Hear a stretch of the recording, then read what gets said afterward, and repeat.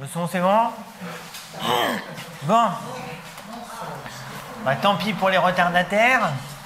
Est-ce que je parle assez fort? Ouais. Bon. Donc, je me suis fait un petit roadbook, histoire de ne pas partir dans tous les sens. Et donc, l'idée, c'est de vraiment parler de technique et pas de concepts commerciaux. Hein?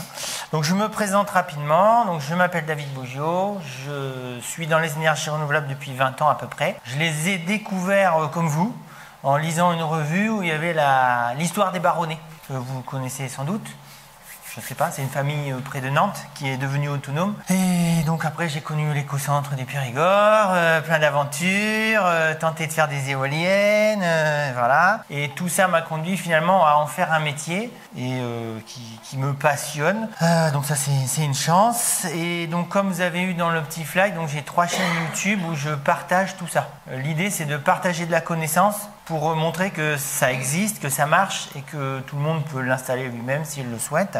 Donc voilà, et pareil, je vais parler technique. Donc si à un moment donné, il y a des informations que vous ne comprenez pas ou des concepts que vous ne comprenez pas, vous n'hésitez pas à lever la main pour me dire là, j'ai pas compris une façon de faire et je tenterai de réexpliquer différemment pour que ce soit plus clair pour tout le monde parce que si vous ne comprenez pas, ça perd un peu l'intérêt.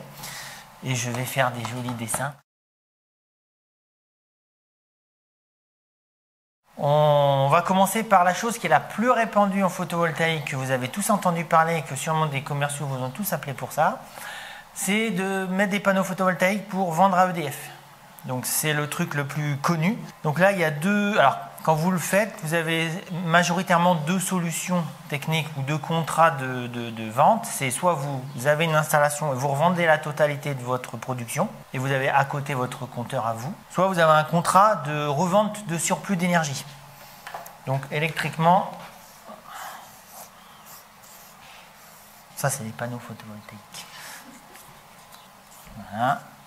Voilà. Donc de base, donc le contrat de revente totale, vous avez vos modules photovoltaïques qui produisent du courant, vous revendez, vous réinjectez sur le réseau. Et pour l'alimentation de votre maison, vous avez votre contrat d'utilisateur et vous récupérez l'énergie du réseau. Donc ça, c'est la base de fonctionnement. Quand vous faites un contrat avec réinjection du surplus, là vous avez 2 compteurs. Il y en a un qui va comptabiliser ce que vous consommez la nuit en général, et un qui comptabilisera ce que vous produisez en trop la journée. C'est-à-dire que si vous produisez 3 kWh dans la journée, si vous en avez consommé 2, il y en a un qui est envoyé. Le contrat de revente totale, de souvenir, c'est 18 centimes le kilowattheure qu'ils vont vous racheter. Et quand vous l'achetez à 17 centimes et quelques maintenant, ça n'a plus vraiment d'intérêt de faire de la réinjection complète au niveau économique sur des petites installations pour des particuliers, ça n'a plus aucun sens. Donc l'essentiel est fait en renvoi de surplus et que commercialement c'est souvent appelé l'autoconsommation. Donc il ne faut pas se faire avoir par le nom. L'autoconsommation, ça veut dire que vous consommez au maximum ce que vous produisez, mais vous n'êtes pas autonome. C'est vraiment très très important comme notion, même s'il y a des gens qui disent que c'est le cas, mais non, ce n'est pas le cas.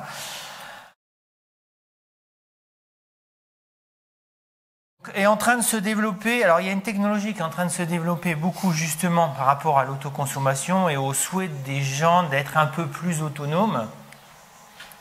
C'est d'avoir un système avec une petite batterie dans la maison, alors plus ou moins petite, mais en général elle est petite. Votre appareil qui sert à produire le courant va prioritairement le donner dans la maison. Et là, quand vous avez du surplus, parce que vous ne consommez pas cette énergie, il est envoyé dans la batterie. Et le soir venu, on reprend cette énergie de la batterie pour la remettre dans la maison. Sauf que ces technologies-là sont assez limitées techniquement. Alors d'une part, limitées par le fait que les batteries sont petites. Donc souvent, vous avez une nuit d'autonomie.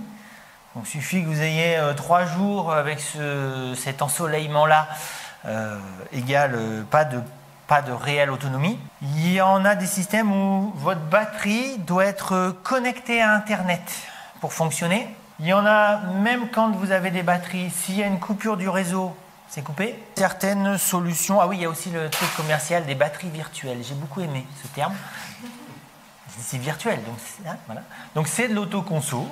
Vous avez un contrat, ce que vous produisez en trop, vous le renvoyez sur le réseau et il vous le redonne au même prix. Alors ils doivent faire du pognon à un moment donné, je ne sais pas comment, mais voilà. Donc il y a ces solutions-là, mais toutes ces solutions-là ne vous rendent pas autonome. Les onduleurs.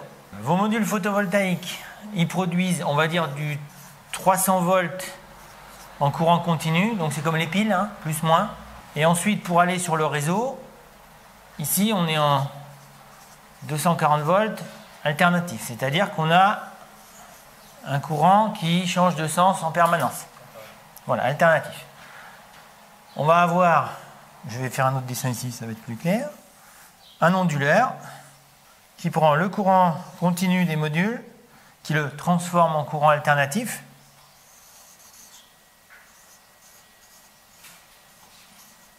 pour l'injecter sur le réseau. Et là, il y a une chose très importante, c'est que sur le réseau, vous avez une sinus, enfin, cette variation du courant, et il est hyper important et vital que votre onduleur soit synchronisé avec cette sinus. C'est vraiment super important, les deux variations doivent être en même temps. Il ne faut surtout pas qu'il y ait un décalage, parce que sinon, alors je ne vais pas rentrer dans les détails techniques, mais en gros, ça fait des parasites et ça peut cramer les appareils qui sont à l'autre bout. Donc c'est très très important et c'est une des particularités, mais c'est ça qui nous intéressera après quand on veut rendre un village autonome. Ceux qui sont un peu technophiles, je vous ai mis donc, sur la petite fiche qui est là l'adresse d'une vidéo de Monsieur Bidouille, c'est un autre vidéaste qui a fait une vidéo super intéressante et assez didactique sur les problématiques de la gestion des grands réseaux et la notion de synchronisation et l'importance que ça a par rapport à la gestion des grands réseaux. Mais on verra ça un petit peu plus tard aussi pour l'autonomie d'un hameau.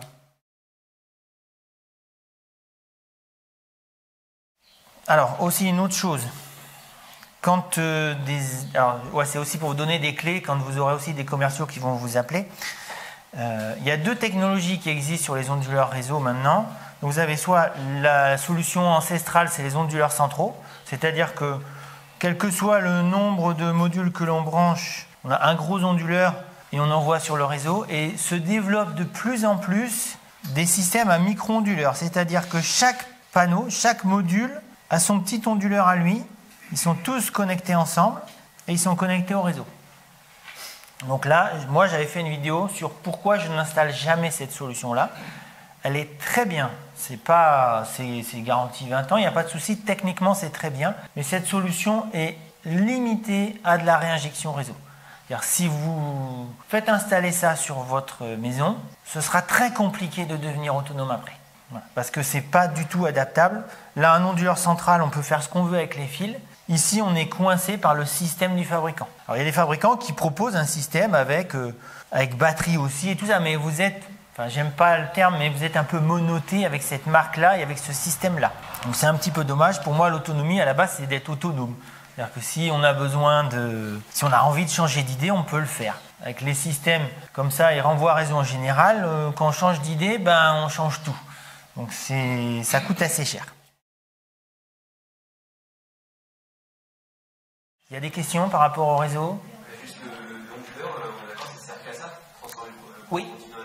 Comme disait le monsieur, éventuellement il y a un surcoût quand il y a des batteries. En vrai, il n'y a pas vraiment de surcoût parce que souvent ces onduleurs qui sont aussi prévus pour injecter batterie, autonomie, machin, ils intègrent directement un régulateur. Et en fait, on achète un seul appareil qui fait tout. Alors pareil, dans l'autonomie, moi je suis contre ce genre d'appareil parce que si une partie de l'appareil crame, pour quelque raison que ce soit, ou est défectueuse, il faut tout changer. Donc les appareils hybrides, vraiment, c'est à réserver soit dans des zones qui ne sont pas vraiment isolées ou pas vraiment autonomes, ou alors il faut en avoir un d'avance. Et souvent, les appareils hybrides, c'est des appareils pas chers. Mais souvent, voilà, c'est du matériel low cost, comme on appelle. Ça intègre tout, c'est pratique, mais souvent, ça n'a pas un très bon rendement. Et surtout, ça crame de peur, quoi, hein. D'autres questions ? Ouais. Pourquoi le système micro-compteur rend plus dépendant d'un écran que le compteur? Je n'ai pas bien compris le... Ah, alors quand on veut devenir autonome après, on va en parler dans les maisons autonomes. Juste Oui. dans une question, quand on a un système où on va charger des batteries, Oui. le premier mot, là, malgré tout, quand les batteries sont pleines, il se passe quoi? Il y a du surplus qui repart sur le... Ah oui, si vraiment on est en surplus total et qu'on a chargé les batteries, le reste part sur le réseau. Voilà, il y a un système où ça sort. Oui, c'est entièrement automatique. C'est comme l'électricité, c'est comme l'eau sous pression dans les tuyaux. Hein. Ça part où il y a une fuite. Okay. Si vous fermez tous les robinets, ça part pas, ça reste sous pression. Mais s'il y a une fuite, bon là en l'occurrence la fuite est permanente vers le réseau. Vous ne perdez rien. Alors, ouais, souvent on pose la question en autonomie, qu'est-ce qui se passe quand les batteries sont chargées? Il ne se passe rien. Donc c'est vrai que ce que vous pourriez produire, vous ne le produisez pas. Là, en l'occurrence, sur une connexion au réseau, vous pouvez réinjecter sur le réseau. Alors si c'est officiel et que vous avez un contrat et tout bien, vous récupérez des sous. Mais voilà, c'est... Alors il y a une solution, je vais passer par cette solution intermédiaire. Pour une maison autonome, dans une maison autonome, l'électricité que vous produisez arrive dans un régulateur qui vient charger les batteries. Après, vous avez les protections électriques, disjoncteurs, fusibles. Vous produisez votre courant et vous l'injectez dans votre maison. C'est local, il n'y a pas besoin de synchroniser. Votre 240 volts, il est à vous. Une chose qui reste possible, parce qu'après tout, il y a plein de maisons dont l'EDF n'est pas très loin, c'est de garder un appoint par EDF, c'est-à-dire que vous n'injecterez jamais rien vers le réseau. Par contre, pour des raisons de confort, de pratique et des fois de coût, vous pouvez garder l'abonnement EDF et ne vous en servir que de complément. Ça vous évite d'avoir un groupe électrogène. Parce que quand vous êtes autonome hors réseau, si vous ne produisez pas assez parce que vous n'avez que des modules photovoltaïques et pendant plusieurs jours, il y a ce temps gris, il faut trouver une solution si on veut garder le même confort. Après, on peut décider de réduire son confort et vivre plus en harmonie avec... Quand il n'y a pas de soleil, ouais. Est-ce que le rayonnement qui n'est pas trop visible ne permet pas de produire non. en même temps? C'est 10-50 fois moins. C'est vraiment... La lumière va permettre de produire une tension, mais ce n'est pas de l'énergie. C'est juste des volts, mais il n'y a pas de puissance dans le rayonnement diffus. Même si de plus en plus les modules sont faits pour capter le plus possible de différentes fréquences, malgré tout, c'est vraiment le soleil direct qui donne des watts. Donc ça, c'est la solution intermédiaire que je propose aux gens qui ont encore l'EDF ou qui veulent découvrir l'autonomie mais qui ne sont pas encore sûrs d'eux. Voilà, je dis, vous gardez EDF pendant 1 an, vous voyez comment vous vivez en étant autonome, si ça passe ou pas. Et puis si vraiment un jour c'est bon, allô EDF, terminé. Et on arrive à se déconnecter. Ouais, j'en ai déconnecté plusieurs. Parce que les baronnets ont dit que c'était une galère pas possible. Ils ont Alors, mis un temps fou à se... Non, attention, les baronnets ont demandé à faire enlever le compteur. Là, oui, c'est une galère. Parce que EDF, faut imaginer que EDF doit gérer un réseau public. Alors, enfin, maintenant, c'est RTE pour le réseau technique et Enedis pour la partie diffusion. C'est des entités qui partent du principe qu'une maison, c'est pas forcément vous qui la garderez pendant 150 ans, et a priori, c'est pas le cas. Pour eux, ça a un coût de faire installer des compteurs, des lignes électriques et tout ça. Donc, faire enlever un compteur, pour eux, alors oui, ils vont vous facturer quelque chose, mais dans la technique, ça les dérange. Et quand je dis ça les dérange, c'est technique, c'est pas philosophique, c'est techniquement, ça coûte, ça fait déplacer des techniciens pour enlever des lignes qui ont été payées à un moment donné. Donc, dans la mesure où la maison, elle n'est pas éternellement à une personne qui ne veut pas avoir EDF, ça les dérange. Mais rien n'empêche, et je l'ai fait à plusieurs reprises, de débrancher les fils sous le compteur et les gens sont autonomes. Ils ne payent plus d'abonnement, ils disent « moi je ne veux plus payer d'abonnement, terminé ». Par contre, l'enlèvement du compteur, c'est vrai qu'ils sont plus réticents, mais pour des raisons pratiques. Parce qu'envoyer des gars juste pour enlever un compteur, ils se retrouvent avec des fils qui n'ont rien au bout. Voilà, ils sont responsables de la vie des gens quand même. Donc ça, c'est la base pour rendre une maison autonome. Donc des modules, de la régulation, des batteries, du courant électrique. La partie installation électrique est la même que pour n'importe quelle maison. Ah oui, et pareil. Donc les trucs que je vais exposer ici, c'est des choses qui peuvent varier. C'est-à-dire, je vais vous donner des bases, et après, en fonction des situations, ça s'adapte. On fait d'autres choix techniques. Oui. Bon, là, il y a batterie, une batterie. Si on connecte plusieurs batteries, on peut supprimer ce complément ou... Alors, dans le dimensionnement, donc c'est la base, c'est vos besoins. C'est-à-dire combien j'ai besoin de kilowattheures par jour. On va calculer les batteries, on va calculer la puissance qu'on a besoin de produire, et c'est une moyenne. Et on va dire que, pour faire simple, hein, la consommation moyenne d'une maison, c'est ça sur l'année, sauf des cas particuliers. Mais il y a des cas, par exemple, on va avoir du chauffage en hiver et un ventilateur en été. Donc il y a des choses qui se compensent. Un réfrigérateur va consommer 2 fois plus en été qu'en hiver. Donc c'est vrai que la consommation, elle est un petit peu variable, mais globalement, c'est assez linéaire. Par contre, quand on n'est que sur de la production photovoltaïque, en gros, on est comme ça. C'est-à-dire qu'on a 2 périodes de creux, où là, on a soit une autre forme d'énergie, donc une éolienne, un groupe électrogène, une turbine hydroélectrique, voilà. Soit on peut faire la décision, mais personnellement, je trouve que ce n'est pas très cohérent économiquement de le faire ainsi, c'est de surdimensionner sa partie photovoltaïque pour être toujours au-dessus. Voilà, que même dans la période hivernale, on pourra quand même produire assez pour le minimum que l'on veut. Voilà. Mais je trouve qu'économiquement, on rajoute beaucoup d'investissements parfois sur très peu. D'autant que l'avantage du groupe électrogène dans une majorité de cas, c'est que c'est une puissance importante à la demande. Donc si vous n'êtes pas du tout bricoleur, c'est vrai que ce n'est pas trop un problème, mais si vous êtes bricoleur, vous êtes quand même en phase de travaux et tout ça, sur la majorité du fonctionnement, on met une installation qui permet de subvenir aux besoins sans problème. Mais pour les surbesoins, il vaut mieux avoir un groupe électrogène, même de chantier. Et quand on fait des gros travaux, on met le groupe électrogène. Pas sûr, parce que si pour assumer 3 heures de gros bricolage par an, on met un onduleur 2 fois plus gros, ça veut dire un rendement moins bon sur l'appareil. Ou alors on va mettre beaucoup de modules photovoltaïques. Donc ça veut dire qu'on va avoir une énergie grise de production des modules photovoltaïques plus importante pour un usage très parcimonique dans l'année. Je pense, et en plus les groupes diesel, on peut les faire tourner à l'huile. Donc voilà. Après, il y a l'aspect écologique, mais aussi l'aspect économique sur le long terme. Un groupe électrogène, ça peut servir à 10 maisons. Il y a des solutions, c'est pas forcément. Non, mais je soulève la question.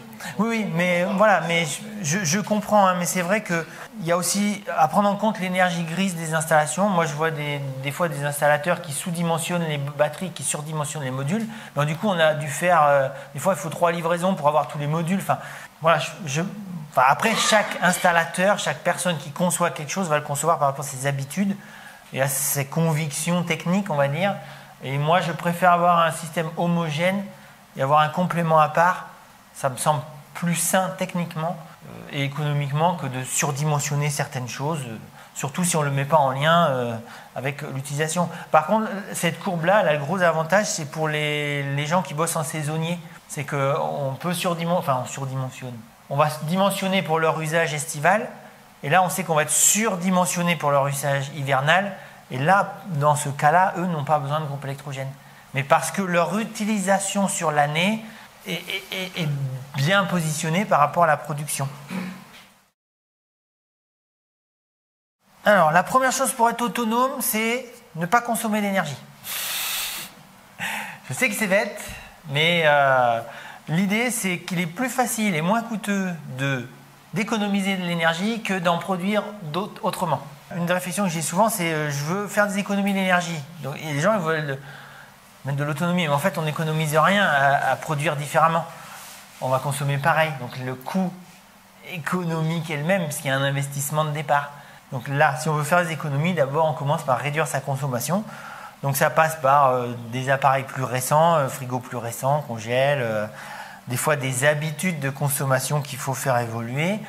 Et souvent, moi, le truc que j'impose, mais que je dis fortement, il faut le mettre, c'est un chauffe-eau solaire. Parce que, hormis le chauffage, 50% de la consommation de maison, c'est l'eau chaude. Hein.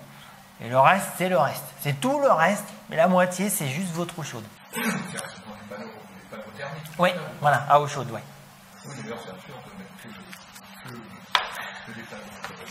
Ça peut être une première étape, mais c'est vrai que la base, c'est vraiment consommer moins pour produire vraiment ce qu'on a besoin. Surtout qu'il y a plein d'autres solutions pour produire de la chaleur que de l'électricité. C'est pratique, hein, mais... Je sais. Je sais. Mais... Alors moi, je suis... du point... Alors, le thermodynamique, ça a l'illusion que ça coûte moins cher parce que ça a un bon rendement électrique. Mais en termes d'autonomie, ça pose des soucis parce que ça reste électrique. C'est possible, mais pareil, on va devoir rajouter des modules juste pour assumer une pompe. En plus, les compresseurs de pompe à chaleur et tout ça, c'est des appareils qui sont très violents quand ils se mettent en marche. C'est comme un court-circuit sur l'installation. Donc, on est obligé d'avoir du matos derrière en conséquence qui va supporter cette surcharge instantanée. Vraiment, le chauffe-eau solaire, enfin, pour vous donner une idée, un chauffe-eau solaire thermosiphon, ça consomme 0. Un chauffe-eau solaire avec une pompe de circulation, c'est 200 Wh par jour. C'est 0,5 kWh. Et même une pompe à chaleur, ça sera 1-2 kWh par jour. Donc, rien n'est plus économique que le solaire thermique en premier en termes de consommation. Après, le froid, c'est quelque chose qui consomme énormément, donc il faut optimiser au niveau des isolations et des appareils. Et après, alors des habitudes, souvent les gens, il faut éteindre les lumières ou les veilles. Franchement, les lumières, c'est à peine 5% de votre besoin. C'est vraiment pas là où il faut se... C'est vrai que c'est bien dans cette bonne habitude, mais c'est pas là où vous allez faire les vraies économies. Chose importante pour être autonome, l'autonomie, c'est d'abord dans la tête. Je dis ça parce que des fois, j'ai des gens où j'ai fait des installations et puis après, ils m'appellent toutes les semaines pour me poser une question. Donc voilà, vous devenez, pas installateur forcément, mais producteur d'énergie. Donc vous devez gérer votre énergie, gérer les besoins, les différences, les dépannages éventuels quand l'installation commence à avoir un certain âge. Donc voilà, il faut vraiment être autonome et il faut aussi prendre en compte qu'on est responsable de la sécurité électrique des gens chez soi. Parce que sur le réseau, vous devez avoir l'obligation de faire passer un consuel qui va valider les prises de terre, les sécurités, les machins. En autonomie, ce n'est pas le cas. Vous pouvez le faire, mais ce n'est pas une obligation d'avoir le consuel pour une installation autonome. Donc, il faut bien prendre en compte qu'on est responsable quand on a ça chez soi.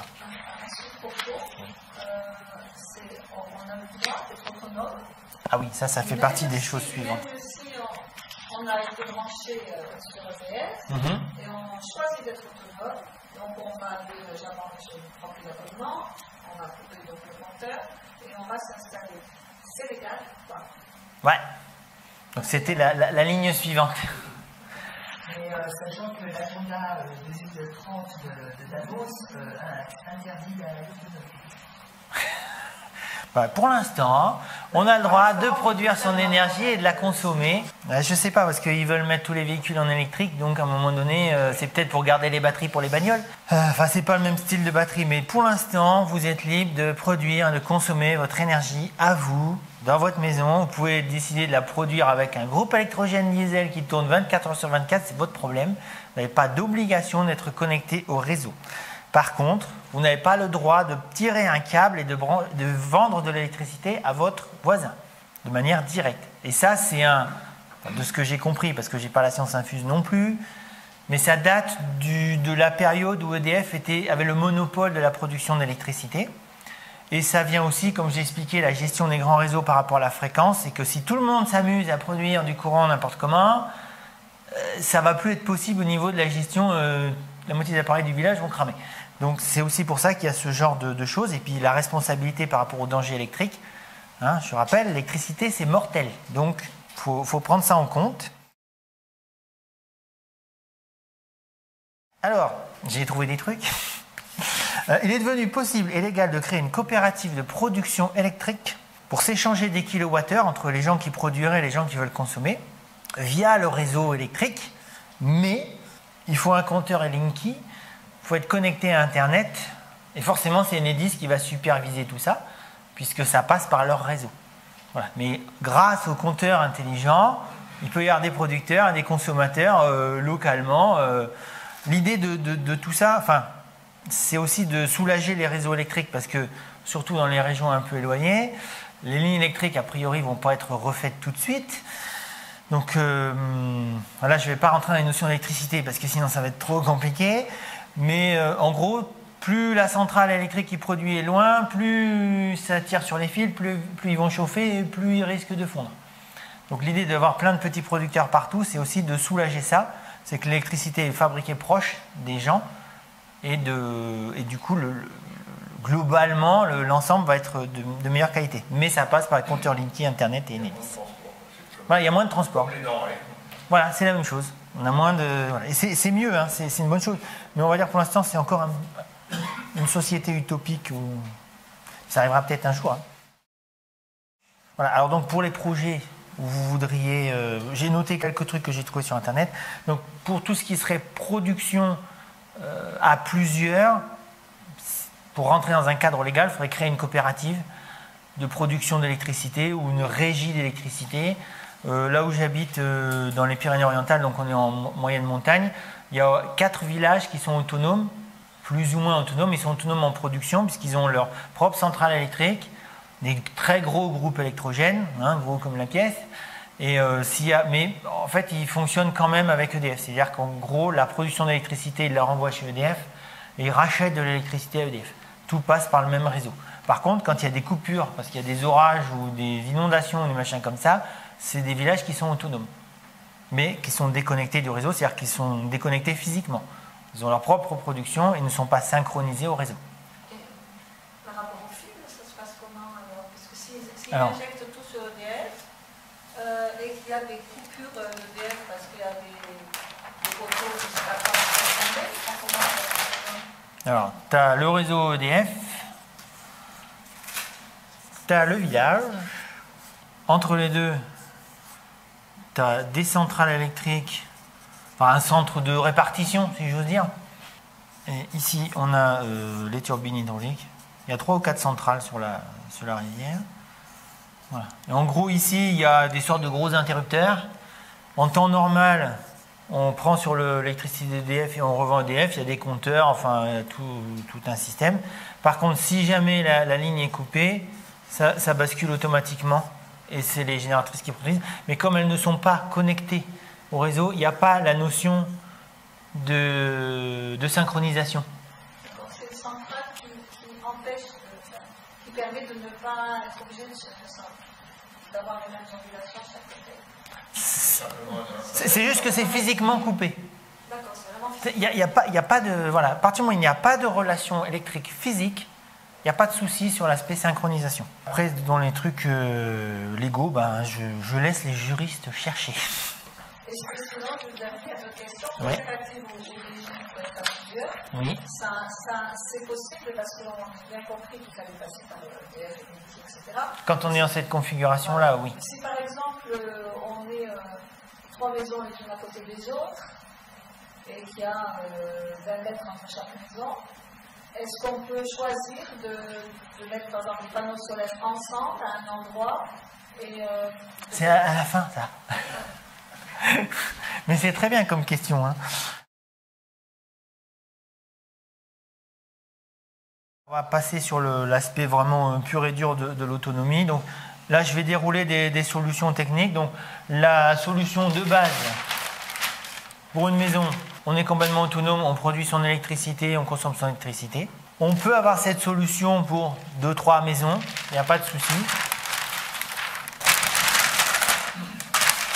Et là où ça devient différent, c'est quand on commence à, on va dire, dépasser 5 maisons. Et là, il y a des impératifs techniques auxquels sont confrontés EDF. Donc, on va dire qu'on a... Alors, pour autonomiser, on va dire 5 maisons, pour faire simple, ou même 10 maisons. La solution la plus simple dans la gestion de l'énergie, ça va être une centrale, un local technique, où on a nos batteries et les onduleurs. Donc les onduleurs d'autonomie, c'est pas les mêmes que les onduleurs qui revendent sur EDF. Hein. Mais bon, ça se ressemble. Mais... Ensuite, on va avoir des maisons. Voilà. Et là où il y a un choix technique à faire, alors le plus simple, hein, si vraiment les maisons sont proches, c'est de partir sur un truc en étoile. Chacun a son disjoncteur et ça va très bien. L'avantage, enfin moi je préfère cette solution, c'est qu'en termes de gestion, si on a besoin de couper une maison, on va là. Tous les compteurs parce que les bons comptes font les bons amis, donc des compteurs à l'entrée de chaque maison. Enfin, au point de départ dans le local technique, comme ça chaque personne peut aller voir le compteur des autres. C'est peut-être plus philosophique que technique, mais je trouve que c'est plus sain dans la gestion. Et l'autre solution qui peut être mise en œuvre, et qui est mise en œuvre par EDF justement parce qu'ils gèrent des grands réseaux, c'est la solution en boucle. En fait, on alimente chaque maison par une boucle. Alors, ça peut paraître pas grand-chose, hein, mais l'intérêt, c'est qu'on peut déconnecter une zone électrique sans affecter les autres maisons. Et en fait, EDF travaille comme ça. Quand ils ont besoin de couper sur une ligne électrique, ils ne coupent pas tout le monde parce que justement, ils fonctionnent en boucle comme ça. Donc sur des petites installations, c'est moins justifié en termes de gestion. Oui, une maison par une maison, mais pas une tranche de ligne. C'est pas la même chose. Là c'est très schématique ce que je viens de dessiner, mais mettons on est 10 maisons là, on a besoin d'intervenir sur une ligne qui en alimente 5. On coupe que les 5, mais on ne va pas couper individuellement chaque maison. Enfin, EDF ne peut pas se permettre de faire un truc comme ça. Donc il coupe un secteur avec deux fusibles de chaque bout et ça coupe toute la zone. Voilà. Bon, c'est à réfléchir, mais bon, sur les petites installations, évidemment, c'est pas à faire, mais je préfère le dire. Et alors, l'autre solution qui commence à être vers l'autonomisation d'un hameau, qui peut être réfléchie, on va dire, peut-être à partir de 10 maisons, et qui est intellectuellement peut-être plus sympa, c'est que chaque maison va avoir des panneaux solaires en plus, donc en plus d'une centrale. Ça, c'est la base. On ne peut pas... Ça me paraît compliqué de faire un système 100% réparti. Il y a forcément une zone centrale où on va produire de l'énergie pour tout le monde et le reste, c'est de donner un peu de courant. Chaque personne va donner un petit peu de courant au réseau du hameau via des onduleurs réseau. Il n'y a pas de stockage automatique. Si, c'est pour ça qu'on a toujours besoin de cet endroit central parce que c'est lui qui va alimenter tout le monde la nuit. Parce que la nuit, les jours sombres, je sais pas, moi, il y a une journée où il y a 40 cm de neige qui tombe.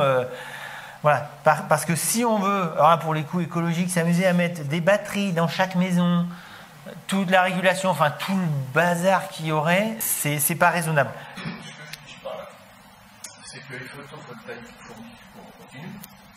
Or, l'ensemble des maisons tourne bien avec. Oui, là, on serait sur des petits onduleurs réseau. Oui, c'est très simplifié, oui. on a un départ en alternatif qui alimente toutes les maisons et chaque maison va avoir un petit onduleur réseau qui va se synchroniser par rapport au réseau local. Parce que là, si on fait tout ça en courant continu, non, on est vraiment... Là, dans ce genre de configuration, vous ne changez pas vos habitudes. Vous ne changez pas votre matériel, vous ne verrez pas la différence. La seule différence, c'est le compteur, vous voyez combien vous consommez. Est-ce que la centrale produit assez pour tout le monde? Voilà. Mais à part cet aspect de gestion d'énergie que vous avez en plus, en termes d'utilisation, il n'y a pas de changement. Donc l'avantage de la solution répartie, quand on a plusieurs maisons, c'est le soulagement de la charge du réseau, même en local, voilà, parce qu'il faut quand même mettre des câbles électriques. Par contre, moi, je vois plusieurs inconvénients à cette solution sur des petites échelles. C'est que c'est plus coûteux à installer parce qu'on en met partout. C'est plus long à gérer et puis surtout, il y a plus de maintenance un peu partout. Donc, en dessous d'un certain nombre de maisons, je pense que c'est pas la solution. Par contre, à partir du moment où on va passer sur une idée d'un hameau de 20, 30, 40 maisons, il n'y a pas le choix. Là, on va devoir bosser comme ça, forcément. Et surtout, la grosse différence qu'il va y avoir, c'est qu'on va passer en triphasé. Et là, ça a aussi des implications. Ça fait aussi partie des soucis qu'a EDF dans la gestion de l'électricité dans les villages. C'est que quand vous êtes en triphasé, est-ce que vous connaissez la différence entre mono et tri? Ouais. Bon. Je vais y faire. Donc, les grosses génératrices qui produisent l'électricité pour tout le monde, c'est comme les très gros moteurs industriels, mais qu'on fait tourner à l'inverse. De ces génératrices-là, il y a 3 phases. Je vais simplifier, c'est 3 plus et 1 moins. C'est pas comme ça que ça marche, mais pour faire simple, vous avez 3 plus et 1 moins qui sortent de la génératrice. Et en termes de qualité de courant, je ne sais pas, quand on s'en sert, il faut qu'il y ait la même charge, la même demande sur chaque phase. Les pertes, puis pas cramer la génératrice. Parce que un des trucs qui crame des appareils, c'est par exemple, vous avez une pompe triphasée. Ça m'est arrivé sur un chantier où il y avait un défaut sur un disjoncteur. Il n'y a que 2 phases qui sont arrivées à la pompe. Terminé. Ça a cramé la génératrice. Enfin, la pompe. Il faut que ce soit en permanence équilibré. C'est une des raisons pour lesquelles aussi, dans des anciennes fermes qui sont devenues des maisons, les gens ont gardé le triphasé parce que c'était là, parce que l'abonnement n'était pas vraiment plus cher. Sauf qu'en fait, ils se retrouvent avec, mettons, 3 kW sur une phase, 1 sur une phase et 10 sur une phase. Bon, le disjoncteur, il saute tout le temps. Parce qu'en fait, le disjoncteur qui protège l'ensemble, il a une valeur qui est égale sur les 3 phases. Donc dès qu'il y en a une qui dépasse, il y a tout qui saute. Mais quand on est sur des grandes installations comme ça, on n'a pas le choix, on doit passer en triphasé. Donc dans l'idée d'un projet du... D'équilibrer les phases, c'est quand même le béaba de triphasé aussi quand même. Oui, mais c'est plus compliqué à faire. Voilà. Je parle de ça parce qu'à l'Éco-Hameau, on avait fait un éco-festival il y a un petit moment déjà, je ne sais pas si c'est le premier ou le deuxième, donc à l'Éco-Hameau de l'Éco-Centre. Donc c'est tout en triphasé. Donc ils n'avaient pas ces notions d'électricité et ils avaient branché toutes les friteuses sur une phase. Donc en plein éco-festival, on a un problème. Donc du coup, à l'arrache, j'ai sorti tous les boyaux du tableau, j'ai regardé, et j'ai rééquilibré les phases pour qu'on puisse avoir des frites. On n'avait pas de frites.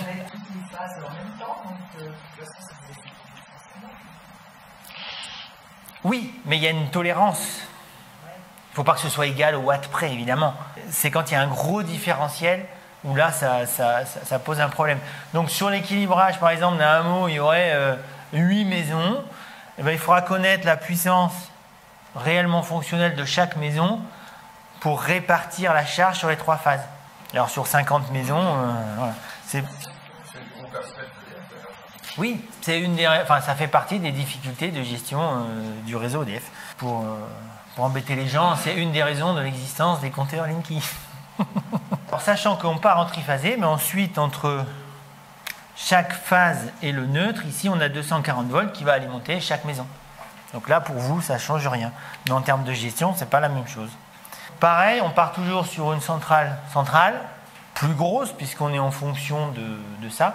Par contre, là, en termes de gestion d'énergie, tant pis, on passe par la production répartie, parce qu'il y a entre guillemets pas le choix. On pourrait toujours faire une énorme centrale et faire comme des centrales nucléaires mais en solaire, mais c'est dommage, c'est pas l'idée.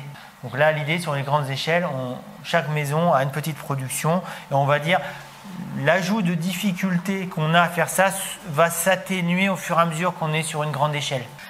Là, quand tu as ce système-là, le câblage, quand c'est des maisons rapprochées, ça va, mais quand c'est au niveau d'un village, 30-40 maisons, le câblage pour amener l'électricité passe par... C'est la question. Tu loues les lignes à EDF, t'en fabriques d'autres, ou tu dis, non, on coupe le village à l'entrée, puis on se démerde. Sur un village, enfin sur une multitude, moi j'ai jamais vu un village dire on coupe le câble de chez EDF, mais je dis pas que c'est impossible. Mais à mon avis, il y aura quelques délais de démarche pour y arriver. Je pense que si on développe un réseau sur le long de la voie publique,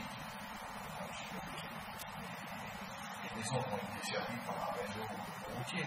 Ça va être géré par... C'est là où, sur ce genre d'échelle, on est forcément dans des coopératives, dans des régies. Forcément, la mairie va être impliquée. On est sur du public. On ne peut pas s'amuser à passer des câbles dans tous les champs privés entre les gens.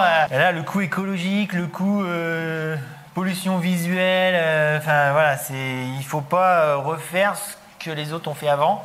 L'idée, c'est de faire un petit peu mieux si on peut. Dans les avantages, c'est la même chose qu'à plusieurs. Voilà, on gère en un. Par contre, il y a des inconvénients. Enfin, c'est pas des inconvénients, mais c'est quand même des facteurs à prendre en compte.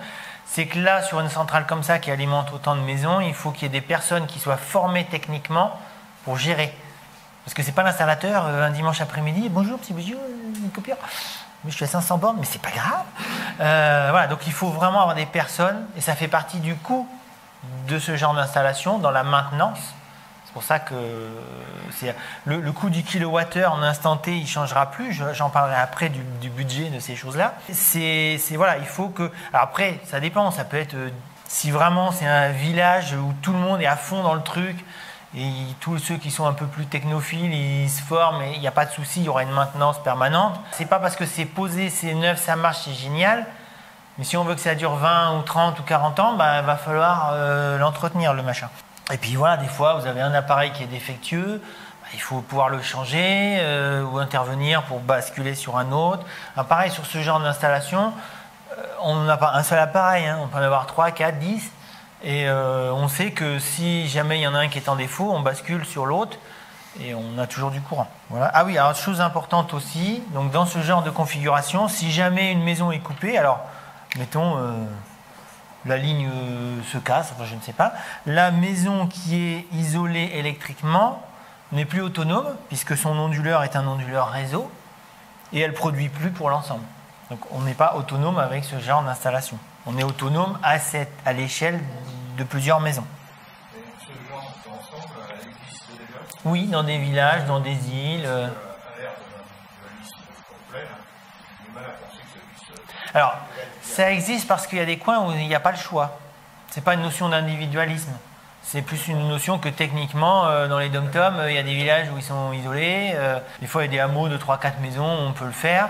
C'est vrai que c'est pas la majorité des gens qui vont faire ça et je ne sais pas si on y tendra vraiment, mais voilà, c'est vrai que dans les zones reculées, il vaut mieux avoir ça en sécurité électrique si on veut vraiment pas se finir à la bougie dans quelques années. Mais donc ça, c'est à peu près, je pense, les avantages. Est-ce qu'il y a des questions par rapport à la gestion de ce genre de réseau?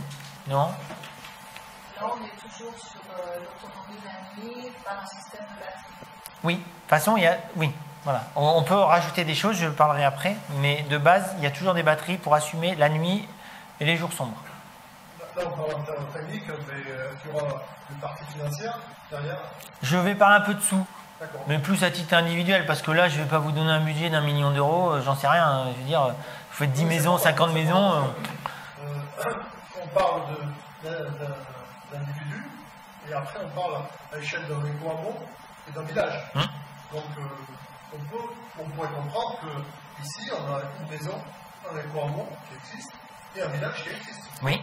Donc, on aimerait aussi avoir des notions financières. des notions un petit peu. Oui, oui, il y aura. Ça sera succinct parce que... Oui, non, mais pas bien sûr au centime près, mais bon. Voilà, mais il y aura un ordre d'idée parce que voilà, mais moi, enfin, dans les installations que je fais, je ne travaille jamais au pif. C'est toujours un dimensionnement qui est spécifique à une personne, un lieu, un usage, un climat. Je ne fais pas au pif. Voilà. Mais effectivement, il faut un ordre de grandeur. Là, je dis, on aborde la partie technique, mais tout à l'heure, il y aura la partie. D'accord. Voilà. L'idée de la technique, c'est de comprendre les implications qui vont derrière.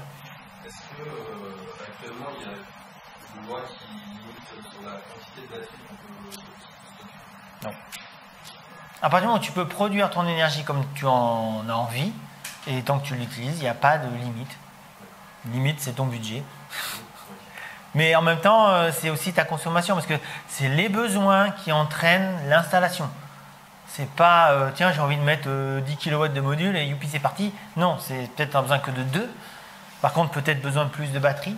Voilà, moi, des fois, je fais des installations où j'ai le même nombre de modules, mais par contre, je vais avoir un onduleur plus gros et des batteries plus petites, et inversement. Ça dépend vraiment des usages des gens. Tant qu'on est sur une maison individuelle. Du moment où on va être sur plusieurs maisons, bah après, là, on va gérer différemment.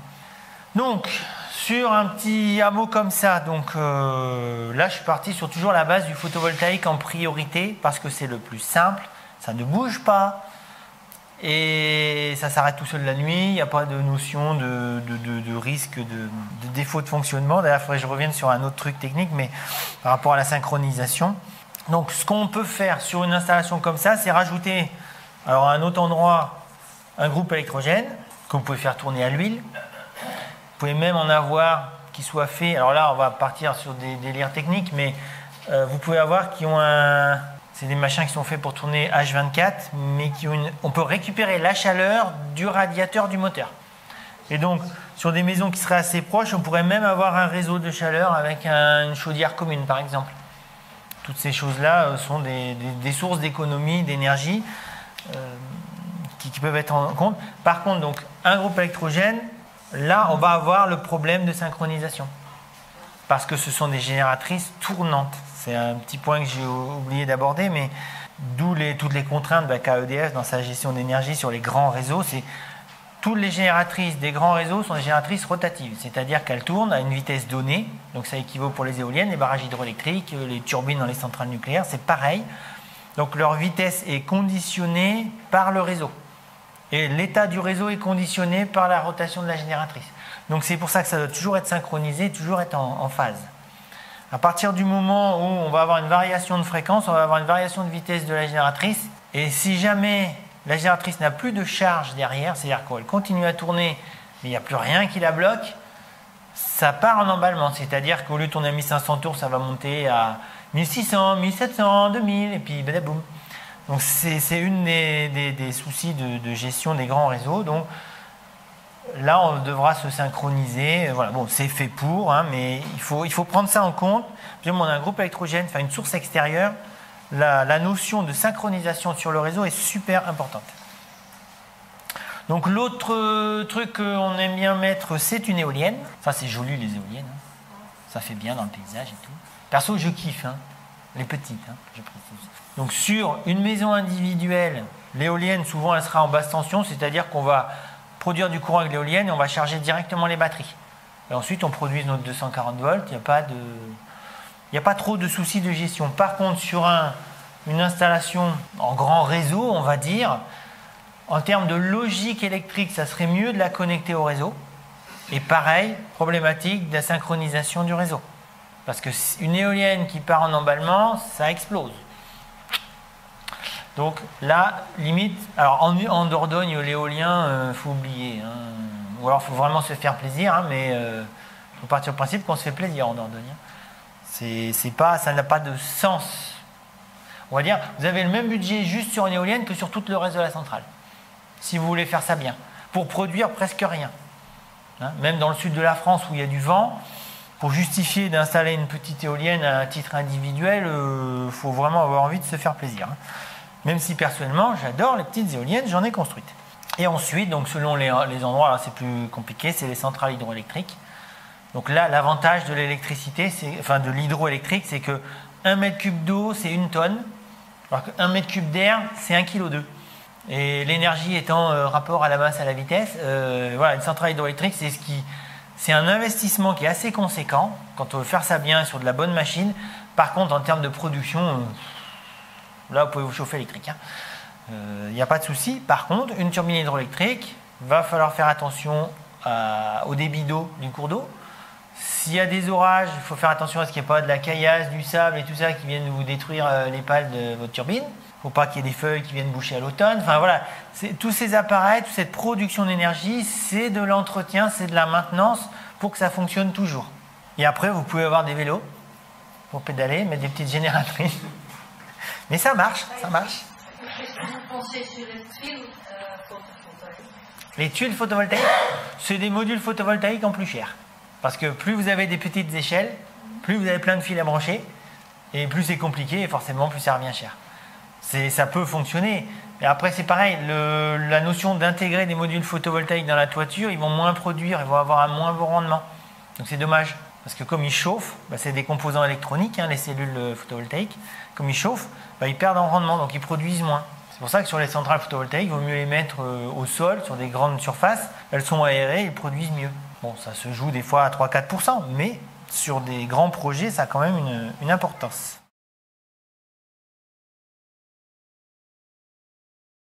Alors, pour continuer là, les fameux panneaux où il y a, ça chauffe de l'eau, c'est intégré là, ce sont hybrides. Ah, les panneaux hybrides. Oui. Ça, au lieu de mettre un panneau thermique et un panneau photovoltaïque, on met celui-ci qui fait Comme j'ai dit, moi les trucs hybrides, j'aime pas ça. Alors, on va dire, sur un système avec ballon thermodynamique, ça peut être intéressant. Mais j'aime pas les thermodynamiques. Je sais pas si je vais laisser ça dans la vidéo. Pour chauffer un ballon d'eau chaude, on va parler un peu de thermique. Donc on a un capteur solaire, on a des sondes, capteurs, et on a toujours, alors si on a de l'eau à 20 degrés ici, pour pouvoir commencer à la faire chauffer, il faut avoir donc 20 degrés. Ici, il faut avoir minimum 30 degrés. Toujours 10 degrés de différence. on va chercher à chauffer notre eau, on va dire à au moins 60 degrés. Donc ça veut dire qu'on doit avoir au minimum 70 degrés dans notre capteur thermique pour avoir l'eau chaude que l'on a envie, de manière directe. Si on est sur des modules photovoltaïques, on va leur intégrer une partie thermique, je dessine ça en rouge. Alors sur le principe, hein, c'est génial. Hein. D'ailleurs, moi, mon appareil photo, il fait caméra et photo, j'adore. Il y a des domaines où je trouve que ça ne va pas, notamment là. La température optimum de production d'un module photovoltaïque, c'est 20 degrés Celsius. Si à l'arrière du module, vous lui faites circuler de l'eau à 70 degrés, déjà qu'un module photovoltaïque, ça chauffe. Hein, parce qu'au soleil, un panneau, il peut monter à 50 degrés sans problème. Donc déjà, un module photovoltaïque, il a une perte de rendement du simple fait qu'il est installé au soleil. Donc si en permanence, vous le faites monter à 70 degrés, votre module photovoltaïque a toujours un rendement pourri. Parce que vous le faites chauffer pour avoir ça. Ce n'est pas le cas si on est sur du thermodynamique, puisque le thermodynamique, lui, va pouvoir pomper les calories avant même qu'elles arrivent, mais ça vous impose d'avoir une pompe thermodynamique avec un compresseur et toutes les conséquences. Donc avoir peut-être plus de modules photovoltaïques pour assumer votre pompe à chaleur, alors qu'il suffisait de mettre un panneau solaire thermique qui ne demande rien. Donc voilà, les solutions hybrides, c'est vraiment, ça se justifie, je pense, uniquement quand on n'a vraiment pas de place. Vous êtes vraiment dans les conditions, c'est comme les tubes, les capteurs thermiques à tubes. Ouais, c'est bien, mais à titre esthétique, enfin personnellement, je trouve que c'est pas beau. Ah oui, t'as peur que je tombe dans les pommes? C'est possible, ça. Oh, il reste plus trop de pages là. Voilà, les solutions hybrides. Puis c'est toujours pareil, encore que, en plus, enfin, il y a les solutions à air chaud qui sont pas trop mal. On fait circuler que de l'air chaud derrière les modules. Bon, par contre, l'été, on doit dériver la chaleur vers l'extérieur, mais en termes d'apport de chauffage, pourquoi pas. Personnellement, c'est pareil, ça dépend de la nébulosité hivernale de l'endroit. Et les systèmes à eau que j'ai vus, alors je ne dis pas qu'ils sont tous comme ça parce que je ne fais pas de veille technologique à longueur de temps, mais ce sont tous des systèmes qui fonctionnent en basse pression. C'est-à-dire qu'il ne faut pas dépasser 1 bar dans les tuyaux.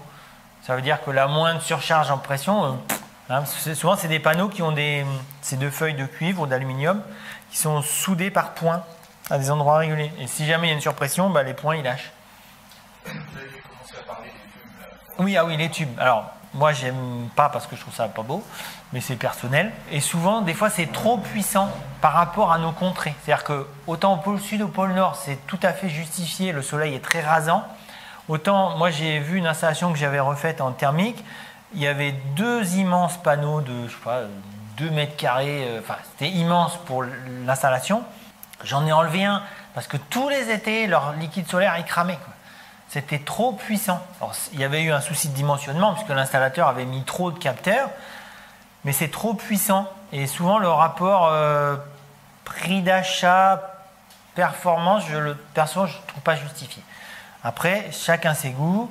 Mais c'est vrai qu'il y a des conditions où on n'a vraiment pas de place, autant mettre l'outil le plus optimum pour ça. Parce que la puissance délivrée par engagement thermique, c'est à peu près combien? Alors, sur une base de 1000 watts par mètre carré de soleil, on doit être... le rendement est quasiment de 80% sur du thermique. Alors, sur des tubes, il est peut-être de 90%. Mais c'est jamais que 10% de plus. C'est pas... on ne double pas la puissance, quoi. Tu as évoqué une notion de caloporteur qui crame.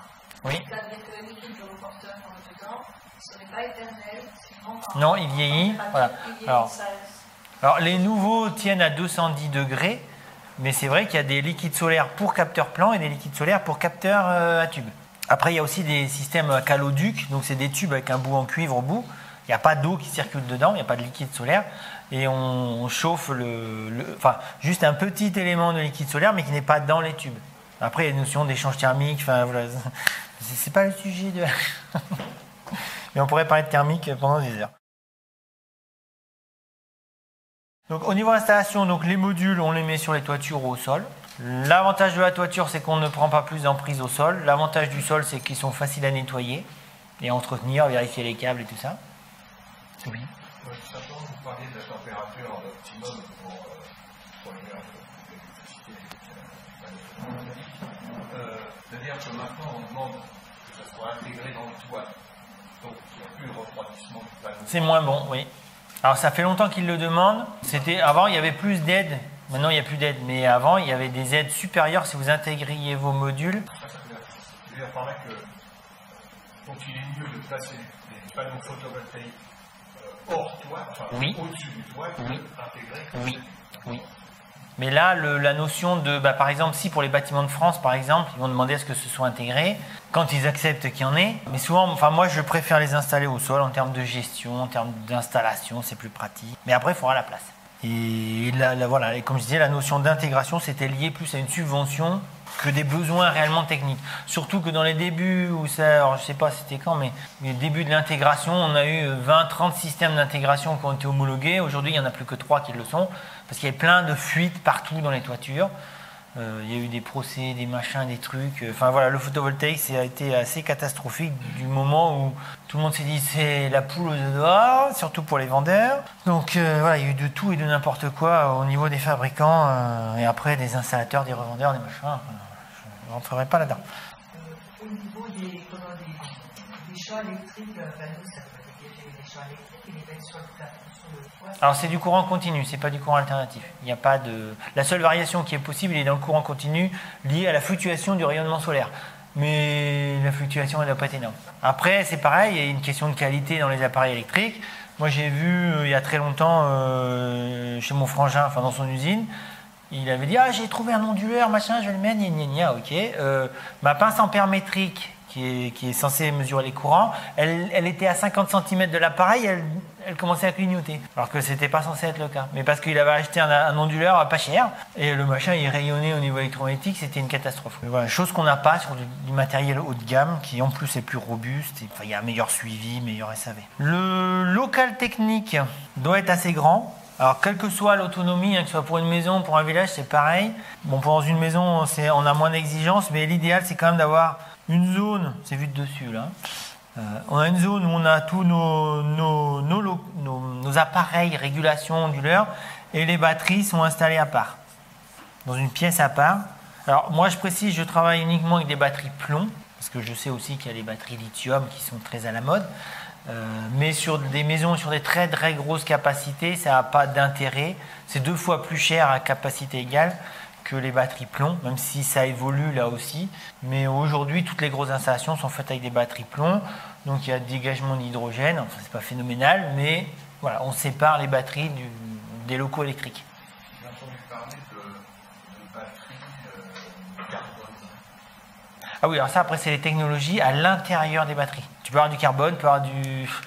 Enfin, alors là, pareil, je vous orienterai vers les... C'est un nouveau type de batterie totalement... Non, en fait, il n'y a pas tellement de nouveaux types de batteries, il y a des nouveaux types d'électrolytes ou des nouveaux types de chimie, mais il y a de la batterie plomb dans laquelle on peut avoir du nickel, du fer, plusieurs composants. Je ne les ai pas tous en tête parce qu'ils finissent beaucoup en iode. Et après, tu as les batteries lithium. Là, pareil, il y a plusieurs solutions. Il y a du lithium à la base plus quelque chose qui permet d'avoir des batteries qui sont beaucoup plus petites, mais qui sont pour l'instant compliquées à recycler et surtout très chères. Puis avec une régulation extrêmement fine. C'est vrai que c'est pareil, c'est la batterie lithium. Moi, je trouve ça très bien dans un véhicule, dans les bagnoles, dans la station spatiale, enfin, vous voulez, mais en dehors de ces milieux extrêmes ou spécifiques. Voilà. Après, il y a beaucoup des abonnés de ma chaîne qui sont des auto-installateurs qui font eux-mêmes. L'idée, c'est que les gens font eux-mêmes. Et beaucoup utilisent des batteries lithium parce que c'est des petits packages qu'on met dans un tiroir et qu'on branche ensemble. Par contre, ça reste des petites capacités pour rester des prix pas trop élevés. Justement, c'est l'avantage, enfin, d'après ce que j'avais compris, l'avantage d'une batterie à base de carbone, c'est qu'en fait, c'est éventuellement, c'est beaucoup moins là, puis il y avait un rendement, oui, un rendement énergétique qui est assez élevé, tout ça. Oui. Ah, oui. Mais voilà, les batteries, je vous invite plutôt à aller voir la chaîne d'un collègue, un confrère qui est à Nantes.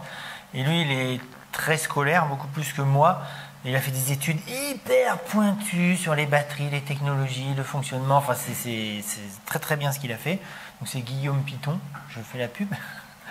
Et vraiment, il a fait des vidéos sur les batteries où il les démonte, on voit comment c'est fait dedans et tout ça. Il explique justement toutes les notions de produits qui sont dedans, technologie. Et il va bientôt sortir une vidéo que j'ai eue en avant-première. C'est très très bien expliqué, justement, notamment choisir sa batterie. Dans les choses qui sont à gérer, des tranchées entre les maisons pour mettre les câbles.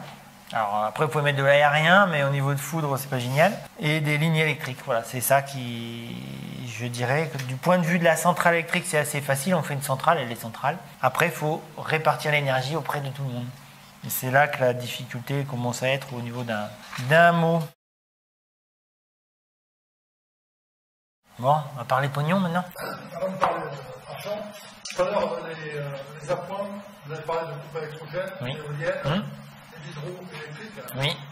Donc, groupe électrogène, ça tourne la nuit.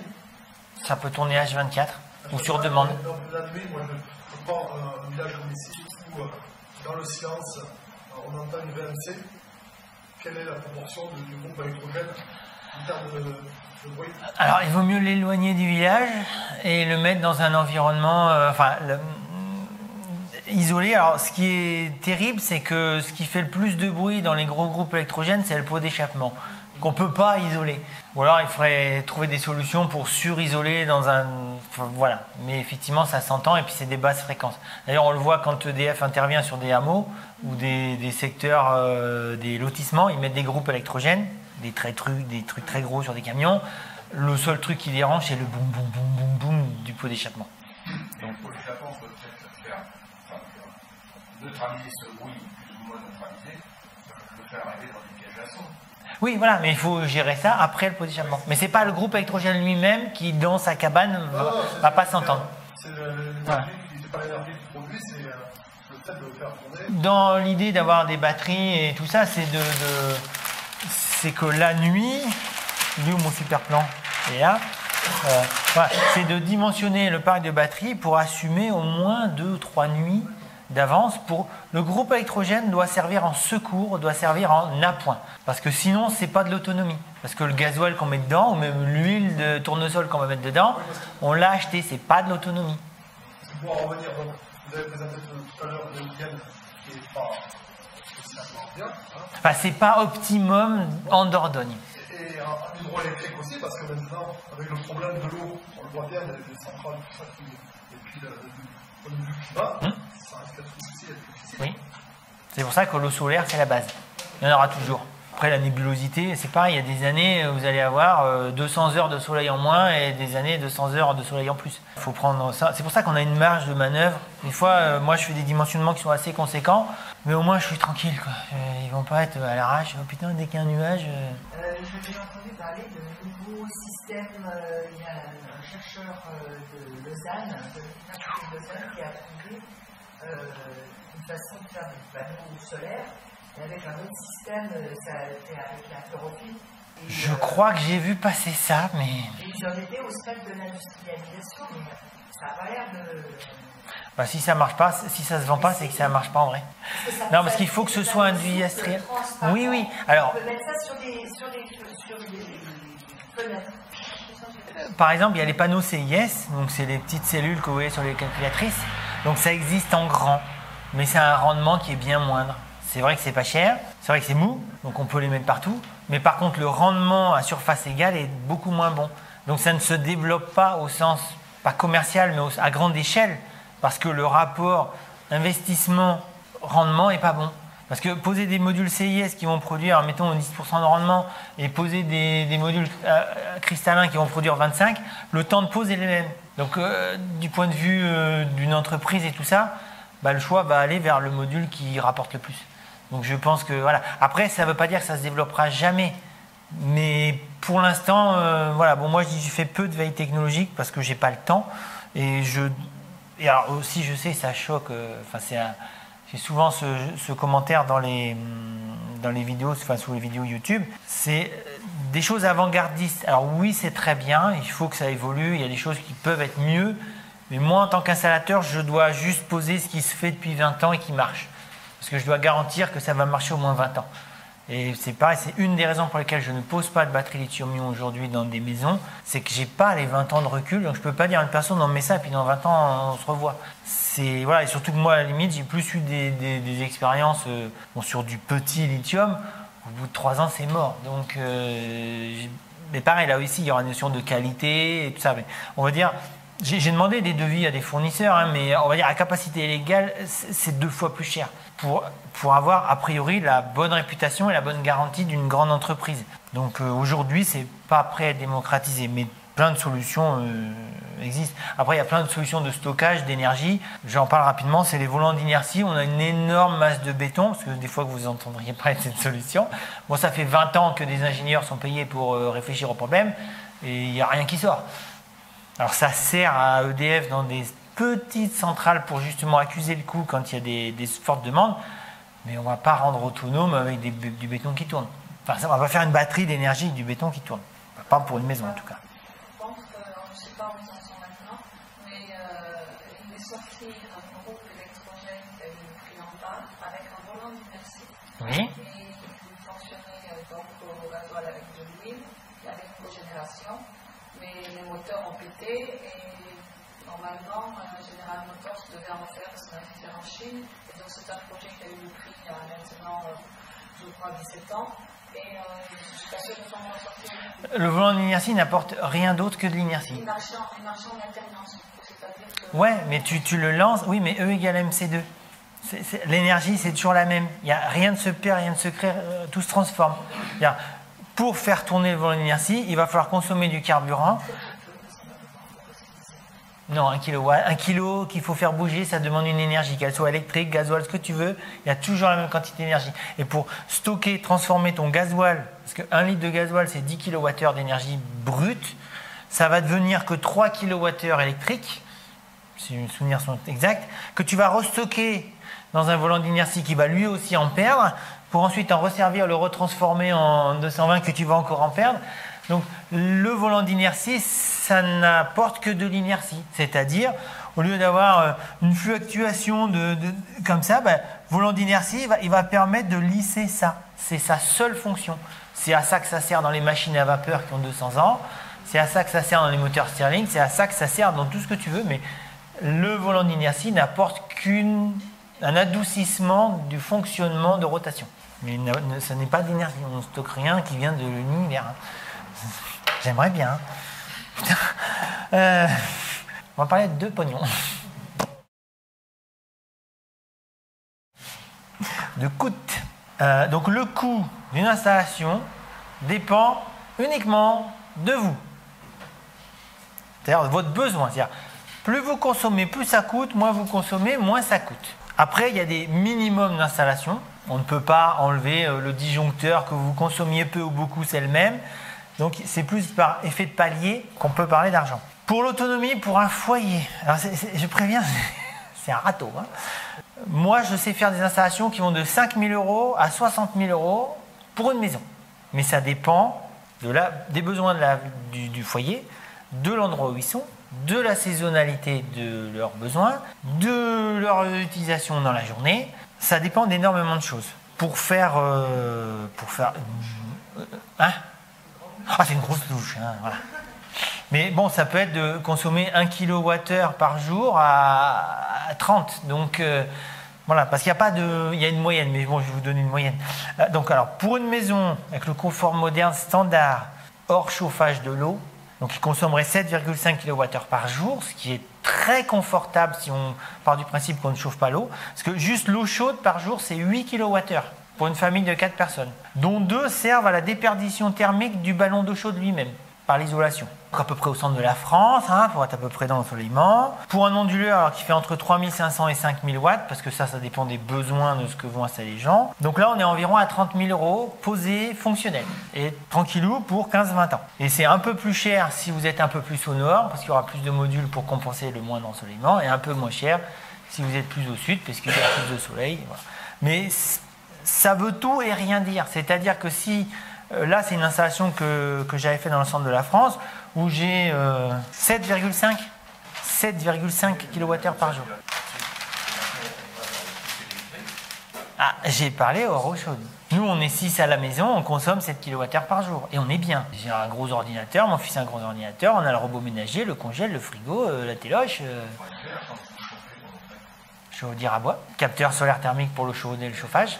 Là, on est dans l'autonomie électrique. Mais après, si vous voulez chauffer la maison avec des radiateurs, on peut, hein, mais ben voilà, en termes de rendement, c'est pareil. On va dire sur 100 watts de module, vous allez avoir 250 watts d'électricité, et sur 100 watts sur 1000 watts. Enfin bon, les photovoltaïques, c'est on va dire 20 à 25% de rendement, et les thermiques, c'est 80%. Donc pour faire du chauffage, il faut mettre du thermique. C'est une aberration de vouloir chauffer avec du photovoltaïque. Donc, le prix du kilowattheure. Quand vous installez une centrale, c'est-à-dire le prix du kilowattheure, il ne bouge plus. Ah oui, l'exemple que je voulais vous donner.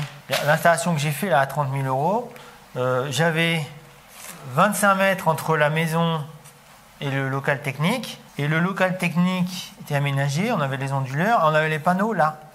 Et le client a juste fait une tranchée de 25 mètres. Donc on est sur un coût facile. S'il faut mettre les modules à 25 mètres, construire un local technique, 25 mètres, ça sera plus cher en génie civil. Donc c'est pareil, les coûts, c'est pour ça que je fais que du sur-mesure en termes de dimensionnement, parce qu'il y a tellement de variations possibles. Si on met sur la toiture que c'est une bac acier, si c'est des ardoises, si c'est des tuiles, c'est encore pas pareil. Si on intègre, on n'intègre pas, il y a beaucoup de paramètres qui rentrent en ligne de compte. Donc j'ai fait un calcul rapido pour le prix du kilowattheure. Donc sachant que le prix du kilowattheure à l'instant T où vous faites votre installation, il ne bougera plus pour 20 ans. Donc, et dessus, il y a la TVA que vous payez sur votre matos d'installation, mais c'est fini. Après tout ce que vous allez consommer, il n'y a pas de TVA, il n'y a pas de taxe locale, il n'y a pas de taxe pour payer. Il y a une taxe dans la facture EDF qui sert à payer le surcoût du prix de rachat de ceux qui revendent à EDF. Vous avez une petite taxe environnementale, ça sert à ça entre autres. Il y a la maintenance, mais si on est sur de l'individuel, la maintenance c'est juste nettoyer les capteurs. La maintenance n'est pas un surcoût. Après, comme je disais tout à l'heure, plus l'installation va être importante, plus on va avoir une notion d'avoir des gens formés pour la maintenance, le dépannage et tout ça. Mais voilà, là j'essaye de faire un truc qui parle à tout le monde. Admettons qu'on partirait sur des projets qui seraient mutualisés ou à plusieurs, on serait à 20 000 € par foyer. Donc pour la même consommation de 7,5 kWh par jour. On considère que ça dure 20 ans. Alors c'est vrai que sur 20 ans, il peut se passer des choses. Une batterie peut lâcher, mais on la change. Enfin voilà, il y a des choses. Mais je ne peux pas rentrer dans ce genre de détails là, c'est pas possible. Donc on dit que ça nous fait 1 000 € par an de coût de l'installation. Divisé par 12 mois, ça nous fait 83,83 € par mois. On va dire là, c'est l'équivalent d'une facture EDF pour beaucoup de familles. Mais que là, par contre, on doit mettre en rapport avec la production moyenne que l'on peut faire, la consommation moyenne de 7,5 kWh par jour sur 30 jours. Donc ça nous fait un coût du kilowattheure de 37 centimes par kilowattheure. C'est hyper schématique parce que en fait, en hiver, vous allez consommer moins ou produire moins. Alors peut-être que vous devrez rajouter votre groupe électrogène, mais peut-être que vous aurez une autre source d'électricité. Par contre, l'été, vous allez produire 2 fois plus. Vous pouvez alimenter la piscine, la clim, enfin ce que vous voulez, ça vous coûte rien. Ça ne vous coûte pas plus. Et surtout, ce prix du kilowattheure, bon, il est figé pour 20 ans. Alors que l'électricité du réseau, elle va monter. Je pense que dans pas longtemps, on aura 37 centimes du kilowattheure. Voilà, et donc sur les entretiens des centrales photovoltaïques autonomes, donc c'est nettoyage des modules, resserrage des boulons, des connexions une fois par an, l'eau déminéralisée dans les batteries, donc ça on le regarde tous les 3-6 mois, on fait le complément. Et on contrôle l'état des câbles, il ne faut pas qu'il y ait des souris qui vous aient mangé les isolants ou des choses comme ça. Mais en termes de maintenance, il n'y a pas plus sur une installation individuelle. Après, sur une installation où on va alimenter plusieurs maisons, c'est un petit peu plus que ça, mais voilà, après c'est plus être capable de distinguer qu'il va y avoir un souci sur un appareil qui commence à, je ne vais pas dire faire des étincelles, mais on voit qu'il y a des soucis sur la production, être plus rigoureux sur le suivi, c'est-à-dire je ne vais pas dire tous les jours, mais toutes les semaines, par exemple, relever la production et la consommation pour voir qu'il n'y a pas de décalage qui se crée. Par exemple, j'ai vu une installation où il y avait plusieurs chaînes de modules, et sur notamment 5 chaînes de modules, il y en a 2 qui ne marchaient plus. Et les gens ils disaient « Ah, plus de jus le soir à 19h, rideau, machin ». Mais en fait, c'est parce qu'ils ne savaient pas faire la maintenance de leur installation. En fait, on allant voir, il y a des câbles qui étaient défaits, des diodes qui avaient cramé, on rebranche tout, pouf, et c'est le bonheur, quoi. Donc c'est plus dans la connaissance de la surveillance de l'installation qu'on va en avoir un peu plus sur une plus grosse installation. Voilà, moi j'ai fini. Est-ce qu'il y a des questions? Vous partez sur un délai de 20 ans. Ça s'est déjà vu qu'il y a des personnes qui ont fait des panneaux photovoltaïques qui, l'entreprise, au bout de 20 ans, n'existe plus. Je veux dire, les panneaux photovoltaïques, alors si vous les achetez sur des entreprises sérieuses en France, vous n'aurez pas de soucis. Je sais pas, vidéo à l'Ecocentre, 20 ans, la boîte a fermé, vous avez dit sur la vidéo.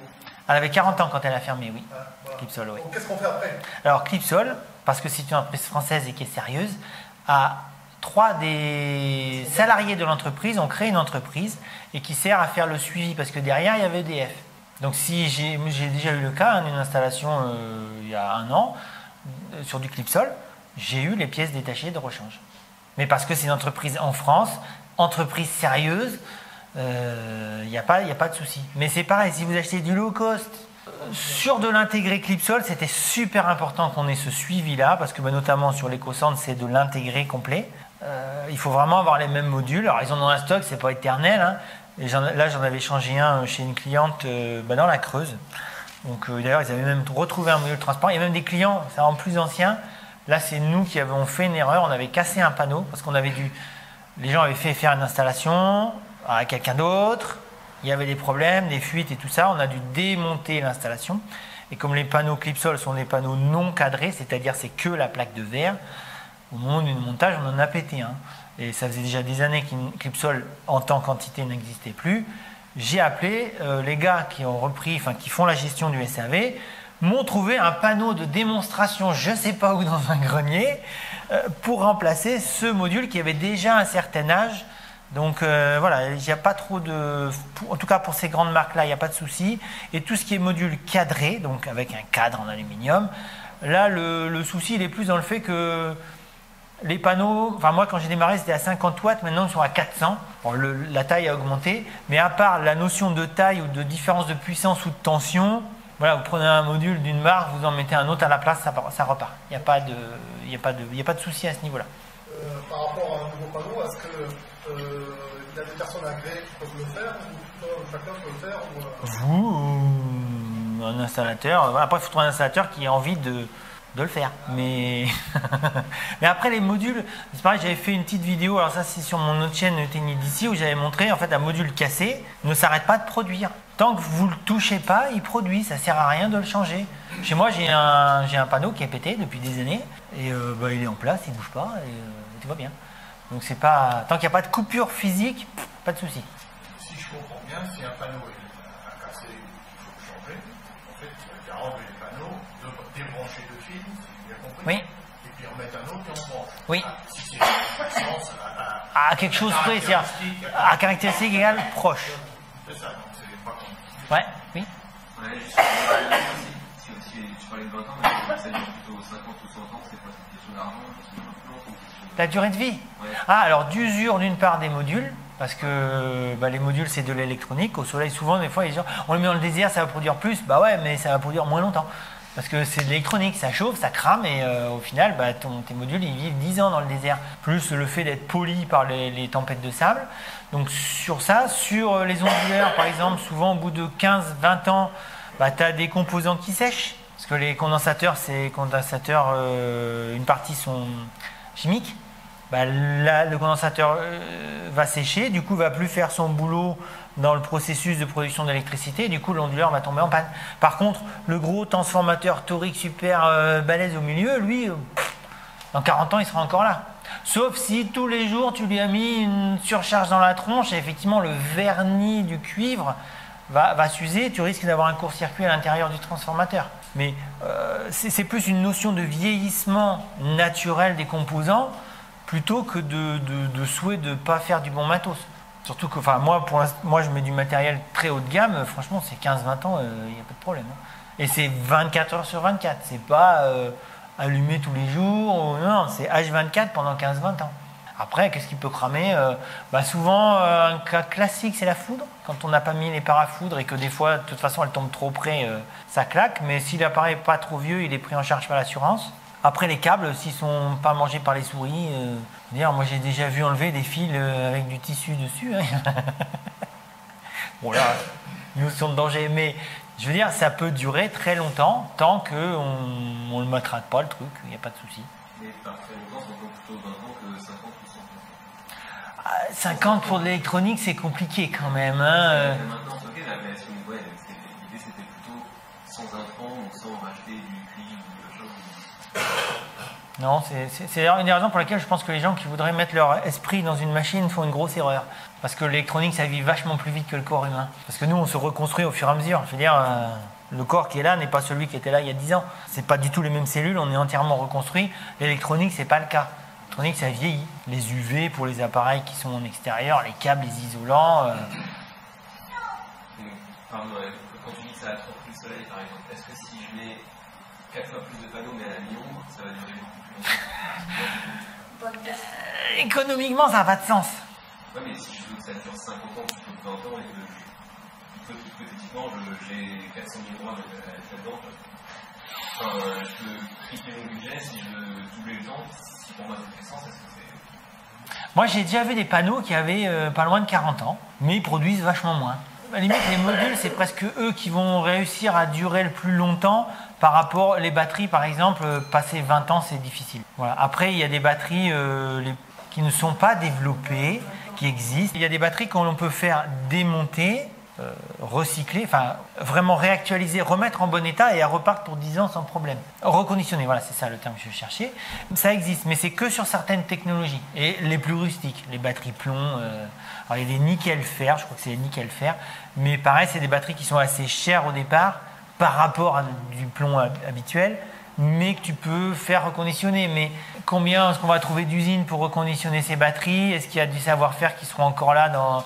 Voilà, la technologie, ça évolue très vite. C'est une des raisons pour lesquelles moi je préfère rester sur du rustique et sur du haut de gamme, c'est que le glissement va être plus lent, mais au moins je peux plus le garantir. Enfin voilà, je pense que c'est mieux. Mais oui, à part les vieillissements naturels, il n'y a pas encore d'électronique biologique qui s'auto-renouvelle. Dans le glissement, là, ça va être des panneaux, ça va être des batteries. Les câbles, peut-être pas, parce que les câbles sont longtemps, etc. Oui. Donc ça veut dire que le coût qui est impacté par le vieillissement, c'est combien? Si on a une installation à 30 000 €, on peut dire que dans 20 ans, on remet 20 000 €. Je ne sais pas comment sera le monde dans 20 ans. Si c'est 20 ans, 20 000 €, on sait que ça coûte 1 000 € par an. Ouais. Et dans 10 ans, 1 000 €, ça ne vaudra plus rien, et dans 20 ans, c'est comme ça. Moi, déjà en 20 ans que je fais ce boulot-là, j'ai vu le prix des batteries plomb évoluer comme ça en fonction des cours de la bourse. Donc j'ai vu des périodes où ça a baissé, des périodes où ça a monté, et bon, en ce moment ça monte, mais ça rebaissera parce qu'à un moment donné ça rebaissera. Donc je peux pas le dire. Mais en tout cas, de base, on ne changera pas 100% de l'installation. Si on est sur une structure au sol en aluminium, à part le fait que la forme des modules aura peut-être évolué, on ne changera pas la structure, on ne changera pas les fondations en béton, on ne changera pas les câbles, à part si on veut changer de système de tension ou faire évoluer le système. Moi, avant, j'installais des régulateurs non MPPT, enfin, je ne vais pas rentrer à la technique, mais assez basiques. Maintenant, depuis les régulateurs MPPT se sont développés, c'est vrai que ça me fait changer. Enfin, ce que je fais maintenant est conçu pour, mais quand je peux, je fais évoluer des vieilles installations vers ça parce qu'on produit plus avec les mêmes modules. Mais c'est vrai qu'au niveau des câblages, il y a des changements. Mais à la limite, on ne change que le câble, on ne change pas tout, on change l'organisation de connexion des modules. Et c'est génial. Là, il y a une évolution où oui, on change du matos pour du mieux en termes de production. Là, si on suit votre schéma, là, c'est 83 € par mois, c'est ça, tout le temps. On n'est pas chauffé et on n'a pas d'eau chaude. On fait ça. Ouais. On ne peut pas se chauffer électriquement avec ça. Ça n'a pas de sens en termes d'énergie. Voilà. Le chauffage, il vaut mieux qu'il soit solaire, qu'il soit au bois, éventuellement au gaz si on veut rester sur une énergie simple d'utilisation, ou je veux dire fuel. Mais se chauffer électrique, c'est pratique. Pour vous chauffer électrique, vous allez passer à 150 ou 200 € par mois.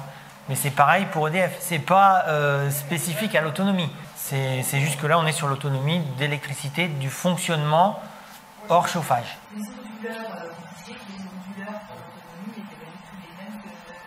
On ne peut pas l'utiliser pour l'autonomie avec un onduleur qui est... Alors, il y a certains appareils qu'on peut changer un paramètre pour qu'ils se synchronisent au réseau, mais de manière générale, ce sont deux mondes différents.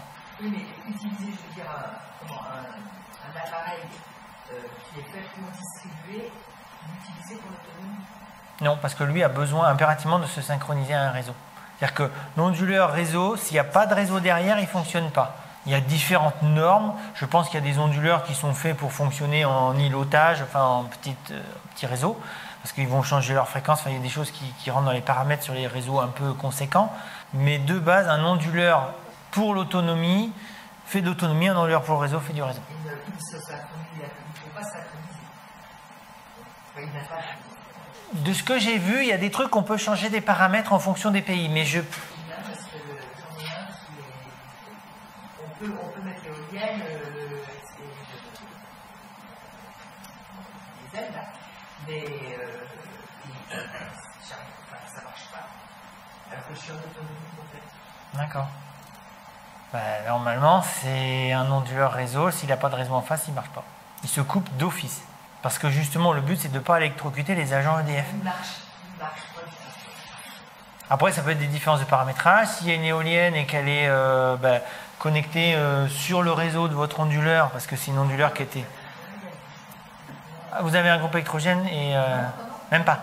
D'accord. Vous avez que l'autonomie. J'ai que l'autonomie et c'est cet onduleur qui peut être branché sur une éolienne. Ah, c'est un onduleur hybride, alors il fait un peu tout. Ah, voilà. Il fait un peu tout, puis il fait rien, quoi. C'est le souci. C'est vrai que c'est vachement moins cher. Hein. Dans 800 €, vous avez tout. Hein. Mais par contre, voilà, déjà, vous ne contrôlez pas. Moi, ça fait partie de ce que je n'aime pas dans les appareils hybrides. C'est qu'on ne sait pas ce qu'on... On ne peut pas régler. On ne sait pas ce qu'on fait, en fait. On le branche. Si ça marche, c'est cool. Si ça ne marche pas, tant pis, quoi. C'est tout. On a envie de changer de façon de... Parce que tu n'as pas de façon de dire, mais dans sa conception de la consommation d'électricité. Oui, Parce qu'il y a des tas de choses qui sont vraiment étonnantes. Quand j'ai découvert quelque chose, alors je le dis parce que c'est intéressant, c'est que moi je pensais qu'un cumulus classique à l'électricité, il est branché, il marche tout le temps. Ceux qui ont jour et nuit, ils peuvent charger que la nuit, pas le jour parce que c'est très cher, mais sinon ça marche tout le temps. Jusqu'au jour où quelqu'un m'a dit, ah mais non, pas du tout, ça consomme beaucoup, pour diminuer la consommation, il faut le laisser marcher en fonction de sa capacité à se chauffer et la façon dont on va consommer l'eau, tant de temps, donc chez nous c'est 2 heures, tous les 3 jours. Et très étonnamment, la consommation il consomme pratiquement rien, et il a une isolation supplémentaire. Alors, recréer une isolation, alors, quand on est en provisoire, on achète un sac de couchage de grande taille, moins 15, et on l'empile dessus et on le coupe. Ah, ça doit faire bizarre. C'est très joli, c'est vrai. Non, mais ce que je veux dire, c'est que j'ai pu tester vraiment de l'efficacité et de la consommation. Elle a complètement chuté. Ouais. De toute façon, la base, c'est moins consommé. Donc, il vaut mieux isoler que changer de chaudière. Et pas faire marcher tout le temps les choses pour rien. Oui, mais... Ou alors diminuer la température. Alors là, sur un chauffe-eau, il faut faire attention à la légionelle quand même. Sur un chauffe-eau, il faut faire attention aux bactéries. Si pendant 3 jours, Voilà, mais après, il faut remonter. 3 jours, vous chauffez pendant un certain temps, et pendant 3 jours, vous ne connectez plus votre chauffe-eau. Et ça vous suffit. Donc ça veut dire que globalement, à la fin... Oui, mais il faut... Ouais, il y a ça, mais c'est surtout que minimum... Normalement, c'est toutes les 24 heures. Il faut monter au moins 60 degrés ou 65 degrés pour être sûr de détruire toute forme de bactéries dans l'eau. Voilà, c'est ce genre de choses. Mais après, ça peut être un choix de vie de prendre ce genre de risque. Donc, ce que je voulais dire, c'est que si vous demandez à votre chauffe-eau de faire toujours un maximum de température, vous allez consommer... Plus on augmente la température, plus on augmente la déperdition. Donc, voilà. Mais isoler plutôt que chauffer. C'est comme je disais tout à l'heure, ça coûte moins cher d'économiser que de vouloir produire différemment. Ou 10 ou plus. Il existe des ballons qui, en fonction du nombre de personnes, peuvent changer. C'est-à-dire sur les deux Oui, il y a de l'électronique qui va s'adapter. On utilise 100 litres d'eau pour... il y a 15 millilitres qui arrivent, on utilise un peu plus. Et voilà, il y a cette Oui. part aussi qui permet de réguler un petit peu. Il y en a même des connectés. Il y a tout connecté.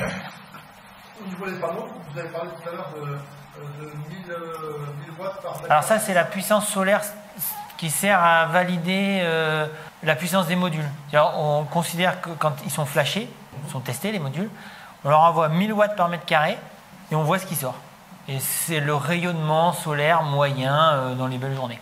C'est 1000 watts par mètre carré au sol. D'accord. Avec 80% de rendement? Pour le thermique, oui. Pour des bons capteurs thermiques. Ça, c'est pareil. Vous avez aussi des mauvais capteurs thermiques. Mais en France, c'est peu probable parce qu'il y a quand même Calisol, Calibois, Cali machin. Voilà, c'est assez cadré en France au niveau qualité quand même. Est-ce qu'il existe parce que là, c'est pareil. On se situe au Pas-de-Calais ou chez vous, dans le 66, c'est différent. Oui. Est-ce qu'il existe une carte sur Internet, vous cherchez carte du rendement solaire, vous allez trouver. Alors, il y en a qui sont plus ou moins précises, il y en a qui sont en kilowattheure, il y en a qui sont en kilowattheure au sol, d'autres en kilowattheure en fonction de l'inclinaison. Par rapport aussi, quelle est la différence entre en plein sud et en plein ouest? Alors ça, vous avez le logiciel, j'avais fait une vidéo là-dessus, vous avez le logiciel PVGIS, PVGIS, c'est un truc européen, et vous pouvez mettre l'endroit précis, la quantité de panneaux, vous avez le rayonnement local. J'ai fait une vidéo sur comment dimensionner son installation. Enfin, c'est une approche, mais on peut avoir des données très précises communes par. Et l'inclinaison des panneaux, ça se calcule à chaque fois? Ça se calcule, mais ça n'a pas tant d'influence que ça, parce qu'en fait, on a quasiment un delta de 30 degrés. En termes de puissance de production solaire, il faut considérer qu'on a 80% de l'énergie de la journée entre 9h et 15h solaire. Si on est un peu tourné dans un sens ou l'autre, on va perdre que 10%. Ou s'il y a un arbre, c'est que 10% qui est perdu sur la production de la journée. Donc ça n'a pas vraiment d'impact. Et puis surtout, on peut se permettre de tourner de 30 degrés, ça marche quand même. Donc ça peut être sud, sud-ouest? Sud-est.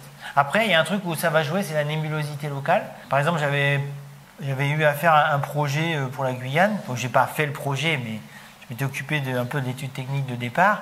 Et en fait, ils ont un climat super spécifique. C'est tous les matins, il fait très beau. Tous les après-midi, il pleut. Enfin, en tout cas, le local, l'endroit où devait faire l'installation, c'était comme ça. Du coup, j'avais calculé mon installation pour être à Bâle sur le matin. Et l'après-midi, je savais que ça ne servait à rien. De toute façon, il allait y avoir la mousson. Donc, voilà. Donc, c'est pour ça que quand je dis je fais toujours du sur-mesure, c'est que vraiment, ça dépend de chaque endroit, de chaque possibilité, de chaque usage. Une installation que j'ai fait, donc j'avais mis dans le petit truc auprès du pôle Nord. Les panneaux, ils sont sur la base scientifique. On avait imaginé, soit on les mettait à plat parce qu'il y a une période de l'année où le soleil il fait tout le tour tout le temps, sauf qu'il est hyper rasant. C'est-à-dire que même au maximum, je crois qu'il est à 23 degrés. Et moi, j'ai plutôt optimisé en comptant sur l'albédo de la neige qu'on a après l'hiver. C'est que les panneaux, on les a quand même mis très à la verticale. Par contre, on sait qu'on a de la neige devant la base, ce qui fait que parce que le soleil il fait jour, mais ça reste pas le soleil de la journée quand même. Et du coup, par contre, on produisait plus grâce à l'effet de réflexion, à l'albédo de la neige qui était devant la base pour récupérer le maximum d'énergie. Du coup, les panneaux étaient vachement à la verticale, 70 degrés, je crois, parce que le soleil est vraiment très très bas. Donc j'avais opté pour ça, et la base scientifique existe toujours, elle produit toujours du courant, donc ça doit marcher. Et le problème de l'ombre portée, on dit que quand il y a un peu d'ombre sur un autre panneau... le panneau se fend en deux. Donc ça veut dire que l'ombre portée, même si il y a qu'un panneau sur on a un qui se trouve à l'ombre de la journée, on n'a plus la quantité d'électricité. On va encore parler technique alors. C'est justement là où sont intéressants les micro-onduleurs. Alors. C'est ça. La dernière question. Après, je tombe dans les pommes, moi, de toute façon. Donc ça, c'est nos 8 modules. Donc, sur du renvoi réseau plus facilement, mais on les branche en chaîne. Donc, c'est ça qu'on appelle un string, une chaîne. Et ensuite, chaque chaîne est envoyée vers l'onduleur et on renvoie.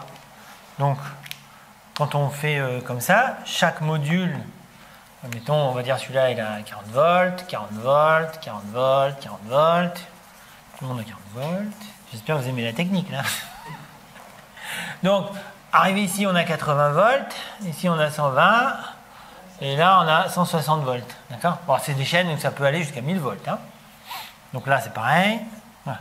Et donc, la puissance globale de la chaîne, c'est cette tension-là qu'on a décidé de mettre en place, qui correspond à la tension que lui a besoin pour fonctionner. Si vous couvrez un panneau, on ne va plus avoir nos 160 volts, on va avoir plus que 120. Donc on perd la puissance, mais surtout on y perd encore plus parce qu'on n'a plus la tension minimum de fonctionnement pour produire. Donc c'est pas tant, le problème c'est pas tant la puissance, c'est plus la tension de fonctionnement qui fait que lui, en dessous d'une certaine valeur, il ne marche pas. C'est-à-dire que si par exemple le dernier panneau est occupé, Le dernier ou le premier, hein, c'est parce que c'est plus facile pour les chiffres. Alors, même celui du milieu, c'est pareil. ce que je veux dire, c'est que ça ne bloque pas le transfert des autres. Enfin, Alors, ça ne bloque pas l'autre chaîne. Non, non. Mais celui-là, si. Non, ça ne bloque pas complètement, mais ça va réduire la tension. C'est-à-dire, au lieu d'avoir 160 au bout... Non, je suis pas sûr. Si par exemple, le panneau qui a marqué 160, Oui, est occupé, oui, on produit 120. Oui. 120 vont marcher quand même. oui. Ça ne gêne pas, d'accord. Comme en dessous d'une certaine valeur, lui, il va dire oh, j'ai plus rien, il va couper. Donc l'idée des micro-onduleurs, et dans du renvoi réseau, c'est super intéressant, quand on veut faire que du renvoi réseau, c'est qu'à la sortie de chaque module, on a notre 240 alternatif qui, lui, va être directement synchronisé au réseau. Ça fait que si vous coupez un panneau, les 3 autres produisent pareil. Eux, ils s'en foutent. Il n'y a pas cette notion de minimum. Après, vous couvrez un panneau, lui ne va plus produire. Et pareil, à l'intérieur d'un panneau, il y a plein de cellules. Elles sont toutes en série, enfin, elles sont par série. Si vous couvrez une cellule d'une série, cette série-là ne produit. Mais là, à l'intérieur, il y a des petits... il y a des diodes, hein, c'est comme des clapets anti-retour, de manière à ce que... Ça ne sert pas qu'à ça, mais en gros, chaque ligne est indépendante. C'est d'ailleurs une des difficultés qu'il y a eu pendant la période, de transition industrielle entre les modules essentiellement faits pour l'autonomie et quand le renvoi réseau s'est beaucoup développé, les modules, ils ont fait évoluer les tensions de manière à s'adapter justement à des onduleurs centraux. Du coup, ils ont augmenté les tensions, donc ils ont réduit, et du coup, ça s'adaptait moins à l'autonomie. Mais bon, tout ça a fait des évolutions vers les régulateurs MPPT, et là, l'autonomie, il a bien gagné en termes de production. Donc pour l'autonomie, ça c'est renvoi réseau, et pour l'autonomie, on a le même problème. On a le même problème, oui. Mais on n'a pas le choix. Et c'est pas grave, en fait. Si on veut, donc pour l'autonomie, si on veut avoir qu'un seul onduleur, comme ça, qui renvoie, eh bien... Alors, en autonomie, ça ne marche pas comme ça. On a un régulateur qui va charger les batteries, et on peut avoir plusieurs chaînes. Et si on perd sur une des chaînes, c'est pas grave. Mais c'est inclus dans le dimensionnement de départ. C'est pour ça que le dimensionnement est super important. On va voir, tiens, il y a un arbre à tel endroit, on va le prendre en compte pour dimensionner en conséquence. Et après, on a le choix, on coupe l'arbre ou on rajoute 2 modules. Le dimensionnement, c'est vraiment la base. Moi, quand je fais un dimensionnement, je demande aussi l'âge des gens, est-ce qu'ils ont des bébés? Parce que les bébés s'agrandissent, puis plus ça grandit, plus ça consomme.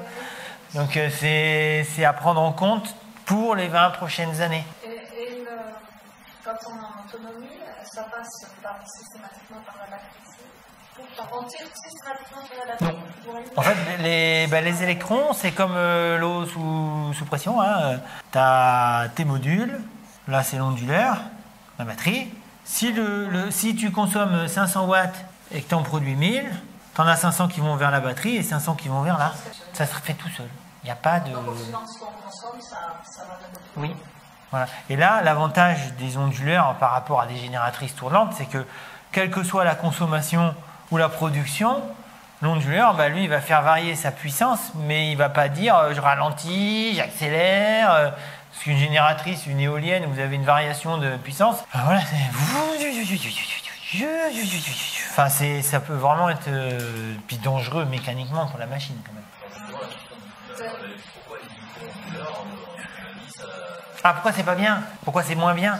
Pourquoi c'est moins bien? Parce que justement, ça sort tout le temps du 240 volts alternatif, ça a besoin d'être synchronisé à un réseau.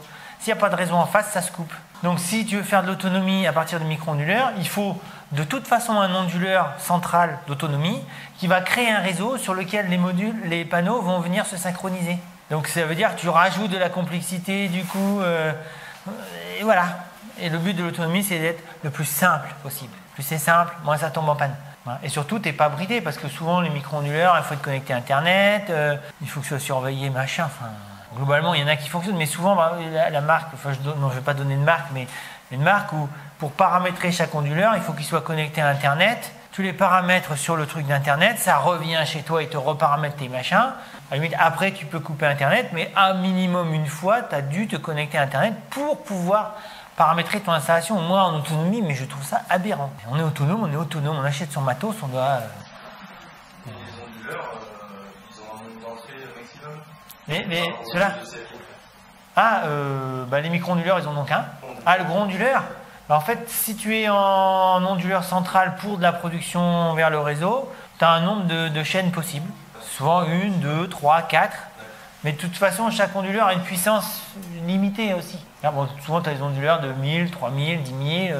Voilà. Mais après, quand tu es sur des régulateurs, c'est pareil. Si tu as trop de chaînes, tu mets plusieurs régulateurs pour pouvoir assumer la puissance d'une chaîne. Bon, c'est bon, c'est midi. Et puis après, si on le fait en boucle avec plusieurs messeurs ensemble,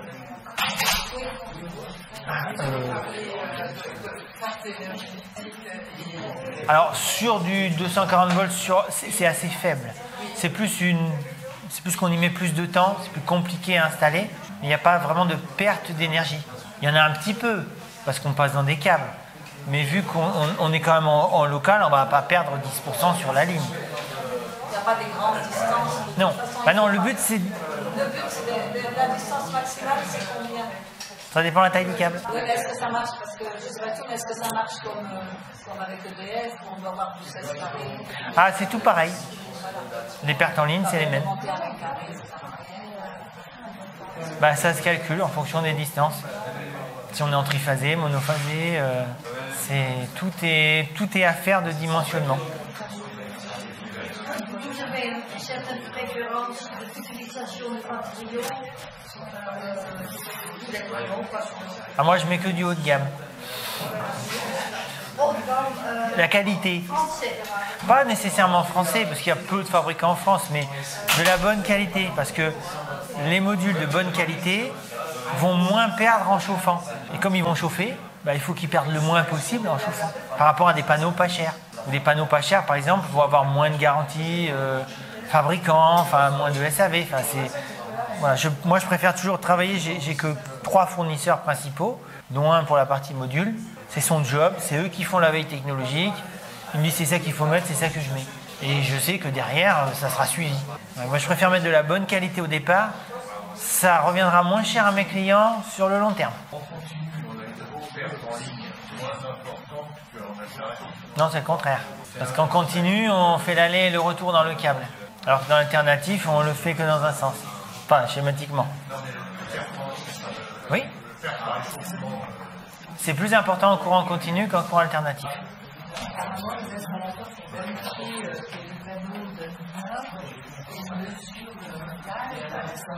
Ouais.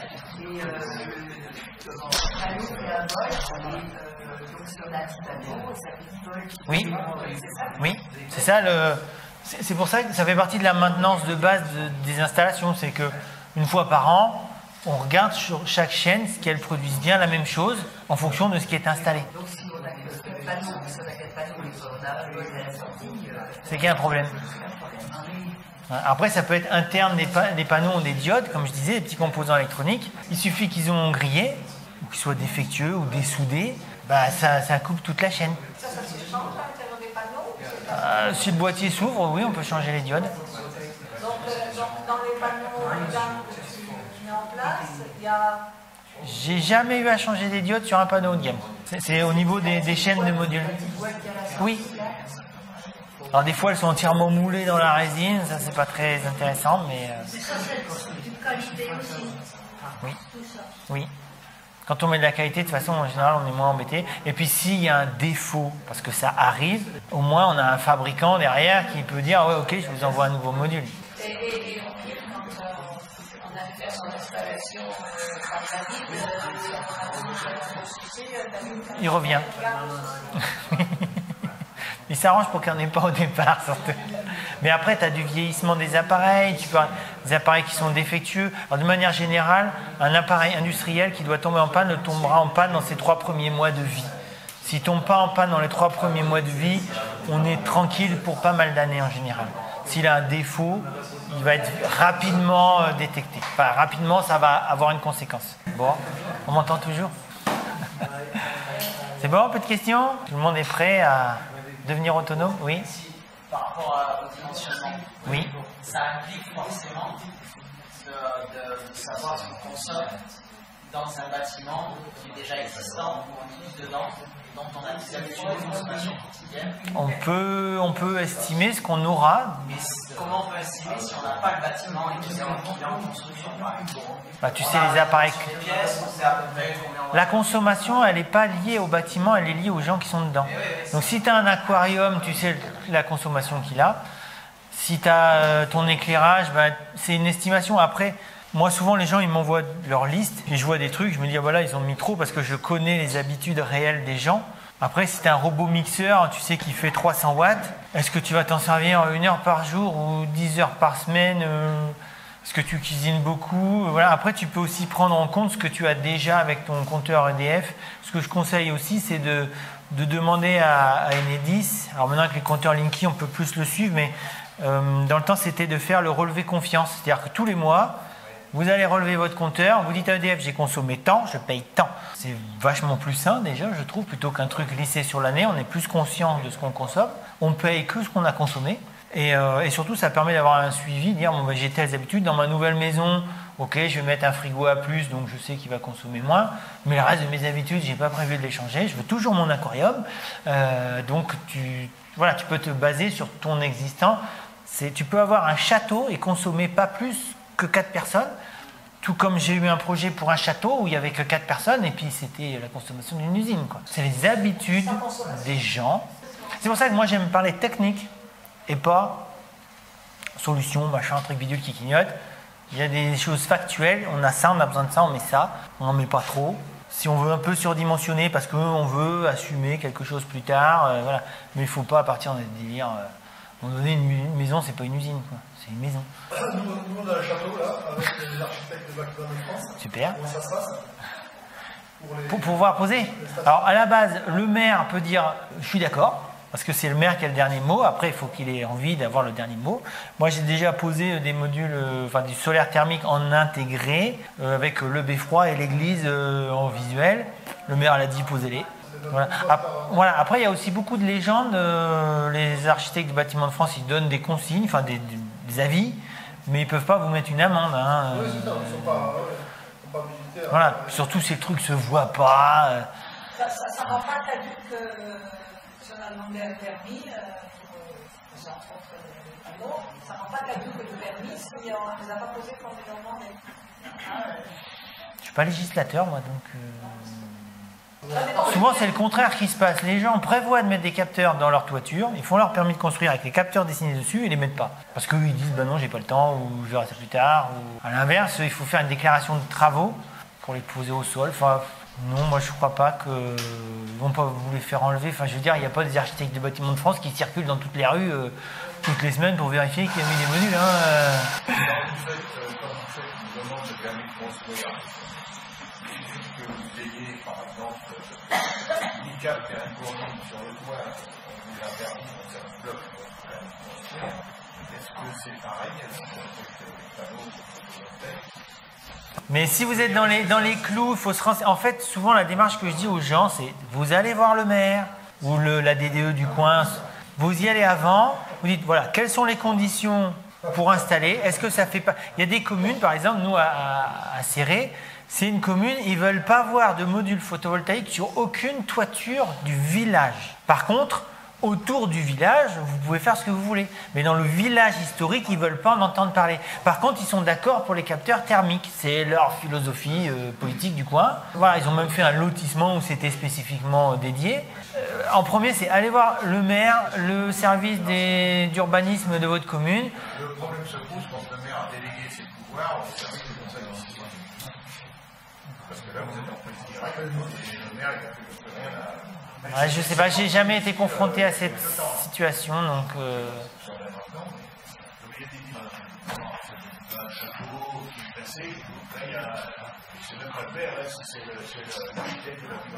Oui, mais il peut donner une info, mais je crois pas qu'il peut interdire quelque chose.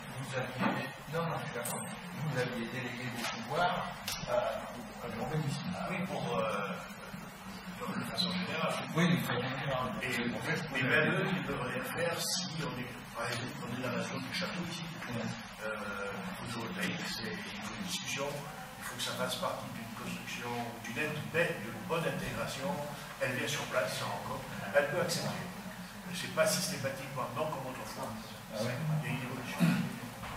Ils sont un peu obligés d'accepter de commencer à dire oui parce que malgré tout, on veut développer l'indépendance énergétique, on veut développer l'écologie. S'ils sont là à passer à freiner des cas de fer à longueur de temps, ça passe plus, quoi. Je pense qu'on a fait le tour des aspects pratico-techniques.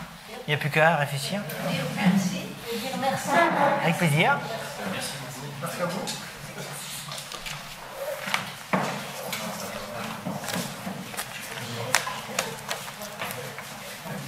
Je t'écoute.